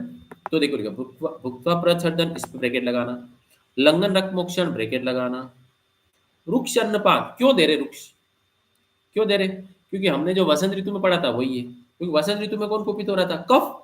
वमनाधिकारी कर रहे थे, यहाँ भी कफ कुपित हो रहा था, या कफ उत्क्लेशित अवस्था में निकालना निकालना था, आपने रोक दिया, वेग धारण कर लिया। अब आपको रुक्ष अन्नपान देना है, क्योंकि वो रुक्ष अन्नपान किसके विपरीत है? कफ के और पित्त के गुण के विपरीत है। व्यायाम, श्लोक नंबर निकालो 32, 32 निकालो। 32 देखो क्या लिखा है? दोष क्षयो अग्निवृद्धि। कितनी प्यारी लाइन है, दोष क्षय करना है। कौन से दोष का क्षय करना है? कफ पित्त का। इसलिए वो व्यायाम के लाभ बोल रहा है वो, कि आपको दोष क्षय करके अग्नि की वृद्धि करनी है। जब अग्नि की वृद्धि होगी दोषों का पाचन भी होगा, और दोष का क्षय तो ऑटोमेटिकली व्यायाम से हो जाएगा। इसीलिए वहां पर आमाशयगत दोषों का क्षय करना है। दोषों का क्षय आमाशयगत होगा, व्यायाम से भी ऑप्शन है आपके पास, या फिर इज दैट क्लियर? इसलिए लिखा है लंघनम रक्त मोक्षण वृक्ष अन्नपानम व्यायामो विरेकाश्चत्र सस्यते। क्यों? क्योंकि आमाशय में कौन उत्क्लेशित था? कफ भी था और पित्त भी था, लेकिन अब वो आपने वेग धारण कर लिया, शाखागत हो गया। अब शाखागत को तो दोनों तरीके से निकालना पड़ेगा, वमन करके कफ को निकालना पड़ेगा, और विरेचन करके पित्त को निकालना पड़ेगा। इसलिए देखो क्या क्या प्रोसेस आया, रक्त मोक्षण आया, वमन आया, विरेचन आया, 3 प्रोसेस आई। और उसमें भी कुछ अगर आपको लगे तो लंघन कराओ। ठीक है ना? लंघन कैसे कराना है?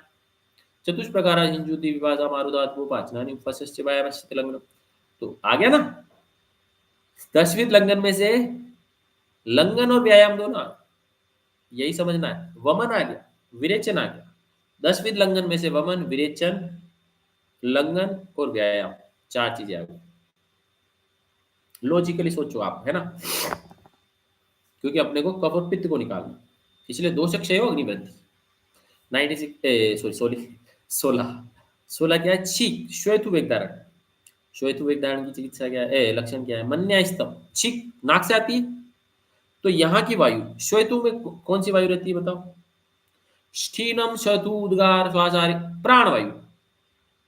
तो आप सोचो प्राणवायु की चिकित्सा, प्राणवायु की चिकित्सा है, क्योंकि प्राणवायु मूर्धा और कंठ जीवा सिनासिका, मूर्धा उर कंठ जीवा सिनासिका। अब यहाँ पर कुपित होगी वो प्राणवायु, तो आपने जो प्राणवायु से होने वाले रोग है वो सब हो जाएंगे। मन्या स्तंभ, ये वाला जकड़ जाएगा जबड़ा। शिरशूल, हेडेक होने लग जाएगा, प्राणवायु। अर्दित, फेशियल पैरालिसिस हो जाएगा। अर्धावेतक, माइग्रेन, हेडेक होने लग जाएगा। इंद्रियाणाम च दौर्बल्यम, क्योंकि इंद्रियों की प्रवृत्ति या सेंसेशन, इंद्रियों का आंखों से देखना, बोलना, ये सब। ठीक है ना? तो इंद्रियों में दुर्बलता आएगी, इंद्रियां नष्ट नहीं होगी, इंद्रियों का फंक्शन नहीं रुकेगा, लेकिन इंद्रियां वीक हो जाएगी। इसलिए क्वेश्चन आएगा इंद्रियाणाम च दौर्बल्यम किस वेग धारण का लक्षण है? बहुत बहुत इंपॉर्टेंट है, बहुत वेरी वेरी इंपॉर्टेंट। एक लाइन रह गई, बाद में बताता हूँ। ठीक है? तो याद रखना है प्राण वायु कुपित होगी तो कौन कौन से रोग होंगे? मैंने क्या बोला था? जिस एरिया की वायु जिस जगह से निकल रही है उस वेग का धारण करने पर उसके सराउंडिंग वाले रोग होंगे। सिंपल। तो देखो मन्या स्तंभ, ये वाला, शिरशूल, हेडेक, फिर अर्दित, फेशियल पैरालिसिस आधा फेस में, फिर अर्धाभेदक, हेमिग्रेनिया, माइग्रेन। इंद्रियाणम च दौर्बल्यम, सभी इंद्रियां ये रहती है, इनमें दुर्बलता आ जाएगी। श्वेतूत स्याद विधारणा। सिंपल ना? अब देखो एक लाइन रखी थी विमर्श में, देखो ये इतनी इंपॉर्टेंट है ना कि हम इसको मिस कर देते हैं। इवन मैंने भी 2-3 बार क्वेश्चन गलत किया, उसके बाद मेरे को याद हुआ। विमर्श में वाग्भट ने चिकित्सा बोली थी छर्दी वेग धारण, और कई बार क्या होता है यहां से नहीं पूछता है फंसाने के लिए, यहां से पूछता है। क्वेश्चन क्या आया था मैं बताऊं, मेरा गलत हुआ तो बताता हूँ। मेरा किस में गलत हुआ था? किसी एग्जाम में गलत हुआ था। एमडी के बाद गलत हुआ था शायद, एमडी के बाद। एमडी के बाद शायद यूपीएससी में हुआ था, सीसीआरएस में हुआ था, आगे किसी और स्टेट पीएससी में गलत हुआ था। ये क्वेश्चन मेरा गलत हो गया था। और उसके बाद जो मैंने इसको याद देखो लिखा है, ये याद रखना है आपको, सशार लवणोपेतम अभ्यंग, बस। सशार लवणोपेतम अभ्यंग किस वेग धारण की चिकित्सा है, इसको दिमाग में फिट कर लेना आज। सशार लवणो लवणोपेतम अभ्यंग मतलब क्षार और लवण से तेल मिलाकर अभ्यंग करना किस वेग धारण की चिकित्सा है। इतना इंपॉर्टेंट है ना ये। आप इसको लिख लो, पेज के टॉप पे लिख लो, भले आपके पास डायरी हो उसमें लिख लो, सब जगह लिख दो, ठीक है। क्योंकि ये गलत हो जाता है, मिसकंसेप्ट होता है यहाँ से। पर इसका लॉजिक यही है, क्षार का प्रयोग कब कराते हैं, क्षार और लवण का प्रयोग कब कराते हैं, ये ध्यान रखना, वेग वमन वेग धारण में, ठीक है ना, अभ्यंग करने के लिए, इसलिए ये इंपॉर्टेंट। ठीक है, अब हम श्वेत वेग धारण की चिकित्सा पढ़ेंगे, ठीक है ना। ये बहुत इंपॉर्टेंट है यहाँ पर। देखो प्राण है ना, प्राण की दृष्टि हो रही है, प्राण को विगुण हो रही है, प्राण की चिकित्सा करेंगे, देख सकते। और प्राण की चिकित्सा क्या है, ऊर्ध्व जत्रुगत जो भी चिकित्सा है, जैसे नस्य कराओ, क्या बोलते हैं उसको, अक्षि तर्पण कराओ, मूर्धनि तेल का प्रयोग कराओ, अभ्यंग कराओ, पचु कराओ, परिषेक कराओ, शिरोधारा कराओ, सब करा सकते हो। इसलिए एक शब्द में बोल दिया, ऊर्ध्व जत्रुगत चिकित्सा। ऊर्ध्व जत्रुगत क्या क्या है, अभ्यंग, इसलिए चार, मूर्धनि तेल के चार भेद है ना, अभ्यंग, सेक, पिचु और शिरोवस्ती, है ना। तो यहाँ अभ्यंग बोल दिया मूर्धनि तेल के अंदर। तो लिखा फिर क्या, स्वेदन, हल्का हल्का स्वेदन कराना, क्योंकि स्वेद से भी क्या होगा, वातानुकूलन होगा। धूम, धूमपान के लिए तो बोला ही, बोला था ना धूमपान में, धूमपान के लक्षण पढ़ लेना। मैं पढ़ लेता हूँ, ठीक है ना। वहां बोला था ना, मन्याग्रह अनुग्रह अनुग्रह जो, देखो क्या लिखा है, धूमपान की 29 नंबर लाइन देखो, 29 नंबर में लिखा है ना, हनु मन्याग्रह में काम करता है, फिर कर्ण अक्षिशूल इनमें काम करता है, ऊपर आया अर्धावेदक आया ना। अरे जो धूमपान का फंक्शन है वो इधर काम आएगा, ठीक है। तो धूम स नावन, नावन नस्य करना है, क्योंकि नासाई शीशोधारम और सिर में कुपित प्राणवायु का शमन करना है। हितम वातग्नम आद्यम, और वातनाशक आहार का सेवन करना है। वो इसको तो इतना इंपॉर्टेंट, ब्रैकेट लगा लेना, ग्रतम च उत्तर भक्तिकम हाईलाइट कर लेना, सबसे इंपॉर्टेंट तो यही है, ग्रतम च उत्तर भक्तिकम, ग्रतम च उत्तर भक्तिकम, ठीक है। अब आप एक काम करो, अच्छा सा, अरे अच्छा सा क्या काम करोगे, ये ज्यादा टाइम हो गया। ग्रतम च उत्तर भक्तिकम हो गया, लिख लो फटाफट फटाफट, एक लाइन लिखो। भोजन के बाद ग्रतपान किस किस व्याधि में कराते हैं, फटाफट लिखो, भोजन के बाद ग्रतपान। पहले नंबर पे राजक्षमा,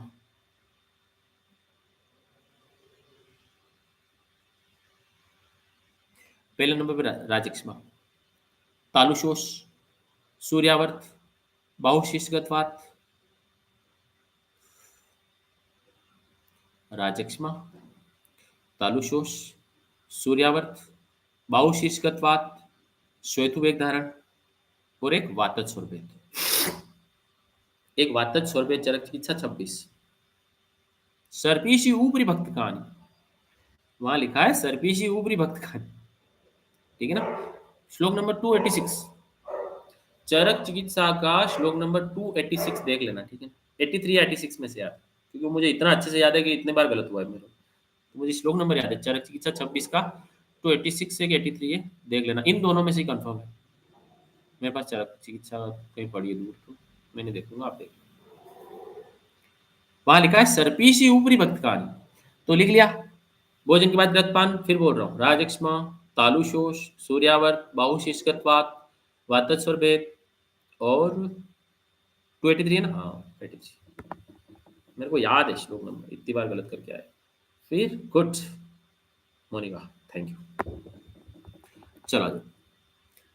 तो ये आ गया, इतनी जगह हम भोजन के बाद रक्तपान देते हैं, इस पूरी दुनिया की सब कहानी मैंने यहाँ लिखा दी, ठीक है। अब आ जाओ आगे। तो ग्रतम च उत्तर भक्ति का ही क्वेश्चन आता है 99% केसेस में। अब आया उद्गार, उद्गार में देखो लिखा है, अब एक एक लाइन वाले सब बच्चे हैं। अब ये बोल रहा है छोटे छोटे वेग हैं और डगारा ही, ठीक है ना। तो सबसे पहले क्वेश्चन आता है, हिक्का किस वेग धारण की का लक्षण है, सबसे पहला सबसे बेसिक क्वेश्चन, सबसे ज्यादा बार आने वाला। हिक्का गोला कर लेना, हिक्का गोला करके हाईलाइट कर लेना कि किस वेग धारण के लक्षण में हिक्का आता है, उद्गार। क्यों पता है? क्योंकि जैसे हमने खाना खाया, वो प्राण खाने को अंदर ले गई, लेकिन अगर वो उद्गार आ रही है और आपने रोक लिया, अब वो किसको स्टिमुलेट करेगी वहां पर? स्टोमक के साथ डायफ्राम। और जब वो डायफ्राम की फ्रेनिक नर्व को स्टिमुलेट करेगी तो हमको हिक्का शुरू हो जाएगा। सिंपल है, इतना सिंपल। क्योंकि फ्रेनिक नर्व की सप्लाई किसको जाती है? डायफ्राम को जाती है। तो हिक्का श्वास और रुचि श्वास आएगा, क्योंकि डायफ्राम, डायफ्राम ही तो मेन मसल से श्वास रेस्पिरेशन की। अरुचि बोलेगा क्यों? अरे वो बात ही निकलेगी, आमाशय में जगह ही नहीं, क्या खाएगा? अरुचि, कंप कंप होगा, विबंध, ऐसा लगेगा कि यहाँ पर कुछ जकड़ रहा है, बंध रहा है। तो आपको ब्रेकेट लगाना है, 5 स्टार लगाना है, हाईलाइट करना, विबंधो हृदयो उर्सो, विबंधो हृदयो उर्सो, ब्रेकेट लगाना, हाईलाइट करना, 5 स्टार लगाना। आएगा तो यहां से आएगा और गलत करा देगा। विबंधो हृदयो उर्सो किस वेग धारण का लक्षण है? आंसर उद्गार। ठीक है। अब इसकी चिकित्सा क्या है? उद्गार निग्रह तंत्र हिक्का तुल्यम औषधम, और इसमें चिकित्सा क्या करनी? हिक्का तुल्य। क्योंकि हिक्का में चिकित्सा कौन सी है? नाड़ी प्रस्तर संकरो, हिक्का श्वासार्दितम स्निग्धेरादो स्वेदे उपाचरेत, अक्तम लवण तेलेन नाड़ी प्रस्तर संकरे, तेर कर्तित श्लेष्मा स्रोतसु विविलियति, खानि मार्दमयान्ति ततो वातानुलोकताम, यथा अद्रिकुंचेन श्रोतांसि यथा अद्रिकुंचेन अर्कांशु संतप्तम विस्यन्दते हिमम, ऐसे करके पूरा हिक्का श्वास का चिकित्सा सूत्र। वहाँ यही बोला है कि यहाँ पर चेस्ट पर तेल की मालिश करो, क्योंकि चेस्ट के नीचे क्या है? स्टोमक। तो वहां पर तेल की मालिश करके स्वेदन कराओगे तो बात का अनुलोमन हो जाएगा, उदान वायु सॉरी वो प्राण वायु निकल जाएगी बाहर। ठीक है ना, याद रखना। वैसे तो प्राण की गति अधो होती है, लेकिन वो खाने को भोजन को ले जा रही है, और ले जाने के बाद वापस निकल जाती है। अब आप तो वो बोल रही मैं तो तुम्हारा खाना लेके आया, तुम मुझे निकलने नहीं दे रहे हो बाहर, मैं कहाँ जाऊँ, है ना? तो वो तो हिक्का तुल्योष्टम याद रखना, और हिक्का किसका लक्षण है, और विबंधो हृदयो ऊर्सो, ये 3 पॉइंट आएंगे बस, इंपॉर्टेंट। अब आ जाओ आगे।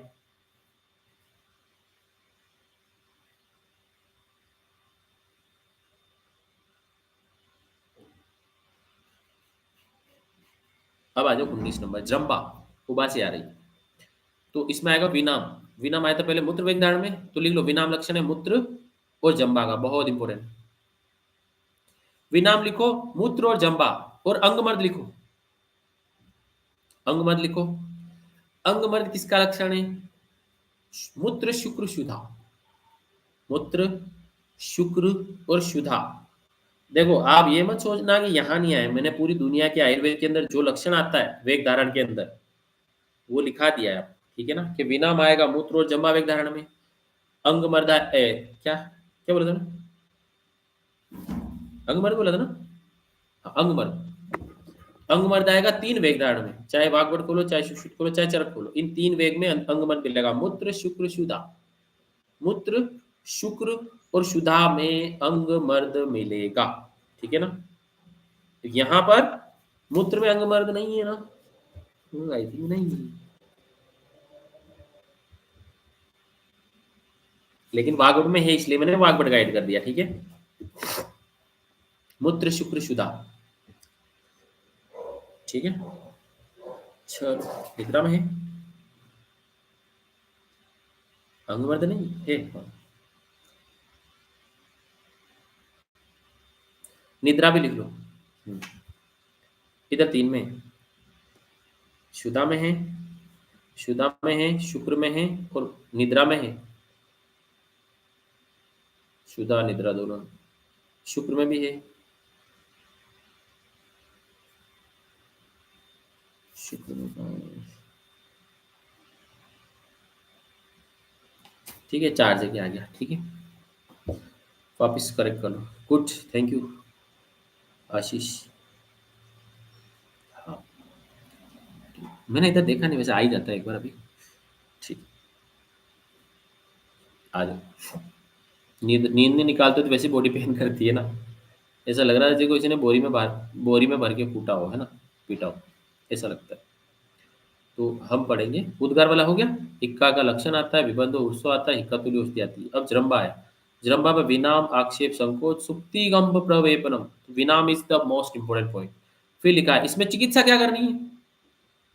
सर्ववातग्नम औषधम। यहाँ पर औषधि है, क्या है? देखो एक आएगा वातग्नि क्रिया, वातग्नि क्रिया आएगा श्रमजन्य श्वास में, देखो आया 24 में, देखो वातग्नि क्रिया श्रमजन्य श्वास में वातग्नि क्रिया हिता, और यहाँ आएगा सर्व वातग्नम ओजनम। कैसे याद रहेगा? बहुत ईजी है। क्रिया वर्ड आया मतलब क्रिया करने के बाद जो दिक्कत आई उसको रोका आपने। अरे क्रिया करी ना, फिजिकल एक्टिविटी करी, श्रमजन्य किया काम, और उसमें आपका श्रमजन्य निश्वास का वेग धारण किया, तो वहां पर चिकित्सा में क्या आएगा? क्रिया आएगा। याद रहेगा? सिंपल है ना, एक याद हो गया दूसरा अपने आप हो जाएगा।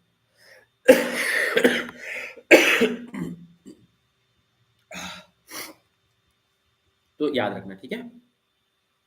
सर्ववातकनम औषधम। फिर 20 नंबर, कितने वेग हो रहे? हाँ बस अभी हो जाएंगे, 3 मिनट 4 मिनट हो जाए। अब शुदा आया, अब किसी को भूख लग रही है, खाना नहीं खा रहा है, तो क्या होगा? रस नहीं बनेगा, रस नहीं होगा तो शरीर में तर्पण नहीं होगा, रस रसस तर्पणीय नाम, और प्रीणम नहीं होगा, प्रीणम जीवनम लेपस नहीं उदाहरण पूर्ण गर्भोत्पाद से।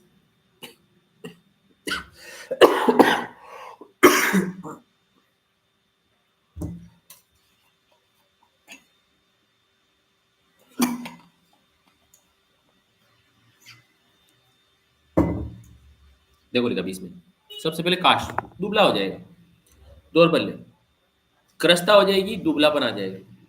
काश, काश का मतलब शरीर का पतला होना, और दुर्बलता का मतलब है बॉडी की स्ट्रेंथ कम हो जाएगी, मतलब उसको कोई काम करने के लिए बोलोगे तो नहीं कर पाएगा। वेबनियम, और बताओ रस नहीं बनेगा आहार के बाद, तो रस रस 3 प्रकार से होता है हमारे शरीर में। एक कोष्ठ में रहता है आहार रस के रूप में, एक हृदय में रहता है रस धातु के रूप में, और त्वचा में रहता है त्वचा की फॉर्म में। इसीलिए वहां त्वचा की फॉर्म में रस रहेगा, उसका नरिशमेंट नहीं होगा, स्किन डल हो जाएगी, वेबणी। अंग वर्दो अरुचि भ्रम, अरुचियों की भ्रम, चक्कर आएंगे ना, हाइपोग्लाइसीमिक हो जाएगा। ऑब्वियसली हमको कैलोरी कहाँ मिलती है? खाने से मिलती है। उसने वेग धारण किया तो हाइपोग्लाइसीमिक हो जाए, चक्कर आने लग जाएगी। ग्लूकोन डी पिलाएंगे, ग्लूकोन डी भी क्या है? ग्लूकोज है। फाइनली खाने के डाइजेशन के बाद क्या? ग्लूकोज मिल रहा है। शुद्ध वेग निग्रह स्निग्ध, तो अब इसकी चिकित्सा क्या है? ये आया था यूपीएससी। यश ने पेपर देखा था तो उसमें यही क्वेश्चन था, है ना? ये यूपीएससी में पूछा, शुदा वेग धारण में कौन सा भोजन? ऑप्शन में क्या आया? ऑप्शन में क्या था पता है? स्निग्ध उष्ण लघु, गुरु शीत लघु, सॉरी, रुक्ष शीत लघु, रुक्ष उष्ण लघु, ऐसे करके ऑप्शन थे। अब किसी को एक शब्द भी गड़बड़ है ना तो कर, ये ऐसे क्वेश्चन था यूपीएससी में आया। देखा था ना, पेपर दिया था तब, तो ये था। तो क्वेश्चन है यही आएगा, शुदा वेग धारण में किस प्रकार का या किस प्रकार की चिकित्सा आती है? स्निग्ध, देखो स्निग्ध क्यों देंगे? क्योंकि आपने शुदा वेग धारण किया, आपके शरीर में रस नहीं बना, धातुओं का उत्तरोत्तर निर्माण नहीं हुआ, तो वात बढ़ेगी, धातु क्षय से वात बढ़ेगी। उष्ण क्यों देना है?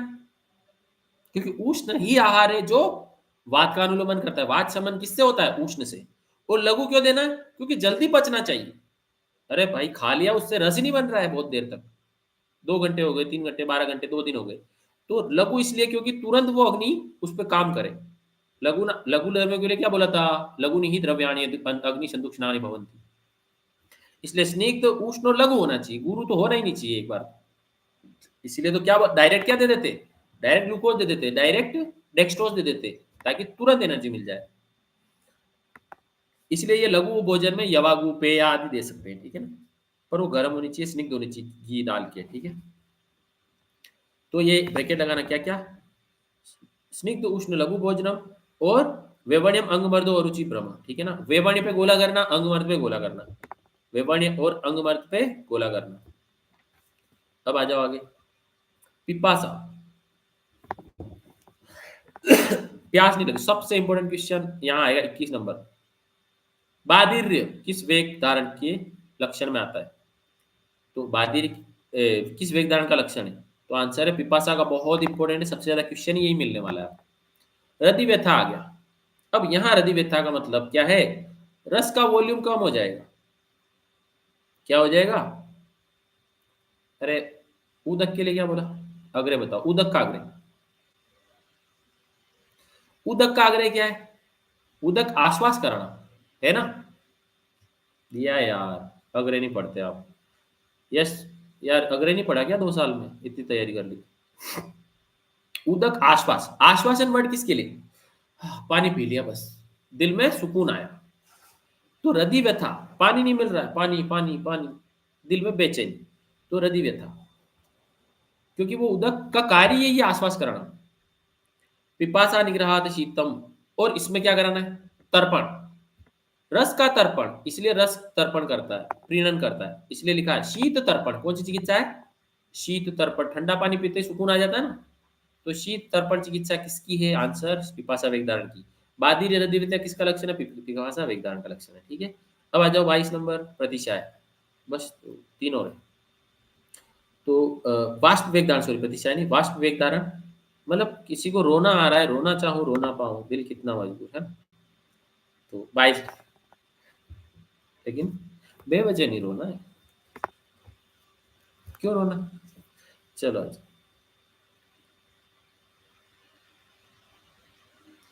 पेशेंट बन गया आज। 22 नंबर प्रतिशय, देखो ये क्या है? आंख, इधर होता है नेजो लेक्राइमल डक्ट, ऐसे होती है, ऐसे ऐसे करके वो अंदर खुलती है। वो लेक्राइमल डक्ट यूं होती कैसे होती है यार, इसमें एक तो दिखेगा नहीं, अरे आ ही नहीं रहा है। यूं करके नेजो लेक्राइमल डक्ट होती है, जो टीयर ग्लैंड के थ्रू टीयर को लेके आती है। अब वो टीयर आंखों से नहीं आ रहे, आपने तो रोक लिया ना, रोना चाह रहे थे, तो अब वो टीयर नेजल रूट के थ्रू आ गया, क्योंकि नेजो लेक्राइमल डक्ट कॉमन डक्ट होती है, तो इसीलिए तो रोते रोते जुकाम लग जाती है कई लोगों को, नाक बहने लग जाता है। इसलिए प्रतिशय अक्षी रोग, आंखों से आंसू नहीं निकल रहे तो अब आंखें दर्द करेगी, आंखों के रोग हो जाएंगे, जो भी होंगे देख लेना आप, संधिगत या वर्त्मगत, शुक्लगत, दृष्टिगत, कृष्णगत, छोटे मोटे होंगे, बड़े नहीं होंगे भारी, वरना ऐसे रोने वाले अंधे हो जाए। ऐसे कई रोने वाले अब तक अंधे हो जाते। चलो आज हृदय रोग, बताओ सबसे इंपॉर्टेंट तो है ही यही खेल। हृदय रोग क्यों हो रहा है? क्योंकि मामला सारा दिल का था, ठीक है ना, मामला सारा दिल का था, इसीलिए रोना आ रहा था। तो हृदय रोग, अरुचि, कुछ नहीं खाऊंगा मैं। अभी एक आईफोन कांड सुना है ना, महाराष्ट्र, महाराष्ट्र का छत्रपति संभाजी नगर का एक आईफोन कांड सुना। एक छोरा 19 साल का अपने आईफोन की जिद के चक्कर में एक पहाड़ पे जाके खड़ा हो गया, उधर कोई था वो खदान वदान, और उसके माँ ने, उसके उसके पिताजी ने बहुत हाथ जोड़ रहे उसके, अपने बेटे के हाथ जोड़ रहे, पैर पड़ रहे कि मुझे हाँ कि भाई आईफोन, एक मिडिल क्लास फैमिली आईफोन कैसे एफोर्ड करेगी? सिंपल है ना। और उसके कपड़ों से तो लग रहा था वो मिडिल क्लास भी नहीं है, वो तो लोअर मिडिल क्लास है। वो लड़का 19 साल का टीन एज, ऑब्वियसली 21 साल का यंग होता है, वो टीन एज वाला बच्चा अपनी जिद की खातिर, और किस टाइप की जिद होती है बताइए? देखा देखी वाली, इमेच्योरिटी वाली, कि मेरे साथ वाले ने आईफोन खरीदा मैं भी खरीदूं, या मेरे क्लासमेट ने खरीदा, मेरी गर्लफ्रेंड ने खरीदा। इसीलिए टीन एज में जो फैसले होते हैं ना बहुत गंदे होते हैं। टीन एज वाले डिसीजन हमेशा आपको बर्बाद करते हैं, और वहां तो उस हाथों हाथ तीनों ही कूद गए, या फिर वो उसको बचाने के चक्कर में उसके माँ बाप दोनों भागे और तीनों वहीं मर गए। तो ये सब मामला किसका है? इसका है, हृदय रोग, अरुचि, भ्रम, ठीक है ना। तो इस तरह की कंडीशन होती है, जिद होती है। तो हृदय रोग, अरुचि, भ्रम, ये लक्षण याद रखना। चक्कर आएंगे, अरुचि होगी, खाने की इच्छा नहीं होगी ना, कुछ नहीं खाएगा जब तक जिद पूरी नहीं होती है, खाना भी नहीं खाएगा।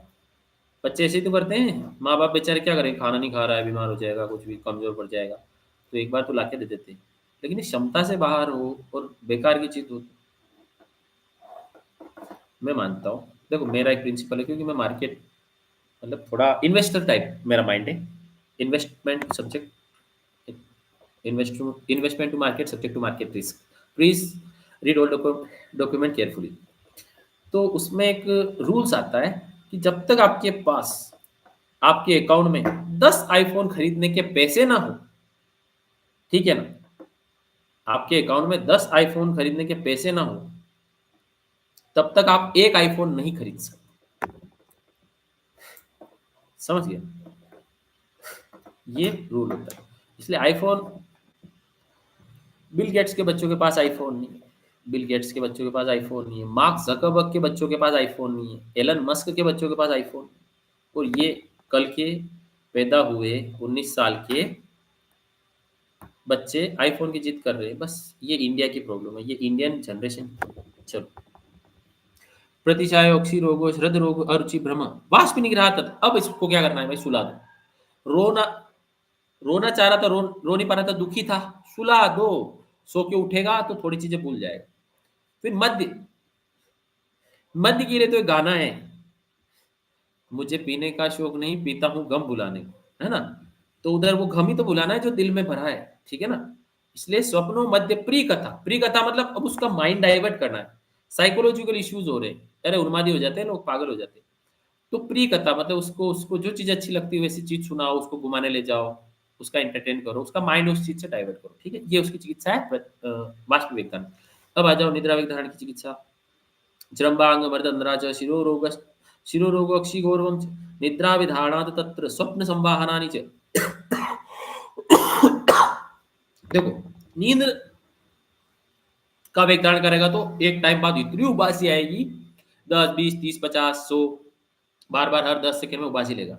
अंग मर्द, ठीक है ना? पूरे शरीर में बात कुपित होगी, है ना प्यार? अंग मर्द, बॉडी पेन करेगी। तंद्रा, थकान सी लगेगी। शिरोरोग, सिर भारी भारी लगेगा, अब तो सोना ही पड़ेगा। अक्षी गौरव, आंखों में, अरे आंखें ऐसे होगी, बंद होगी, बैठे बैठे बंद होगी, ठीक है ना? अक्षी गौरव, आंखों में बारीपन आएगी। फिर क्या इसमें चिकित्सा क्या है? अरे भाई निद्रा वेगदान कर लिया, सुलाना है, उधर भी सुलाना था, इधर भी। लेकिन कैसे?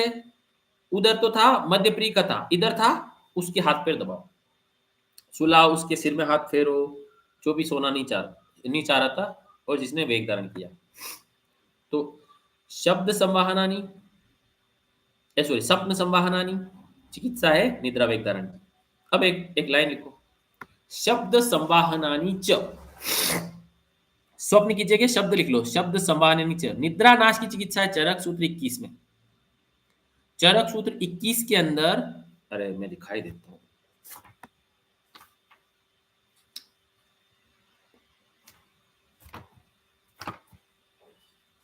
कौन है?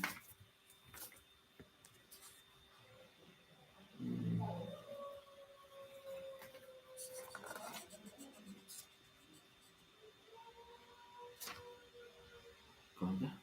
मुझे नहीं मिल रहा है, ये रहा। श्लोक नंबर है 55 है ना, तो 54 53, 53 देखो, चरक सूत्र 21 की 53 फटाफट। शब्द समानानी मिला बीच में, मनसो अनुगुणा गंधा, शब्द समानानी, ठीक है ना? आ जाओ।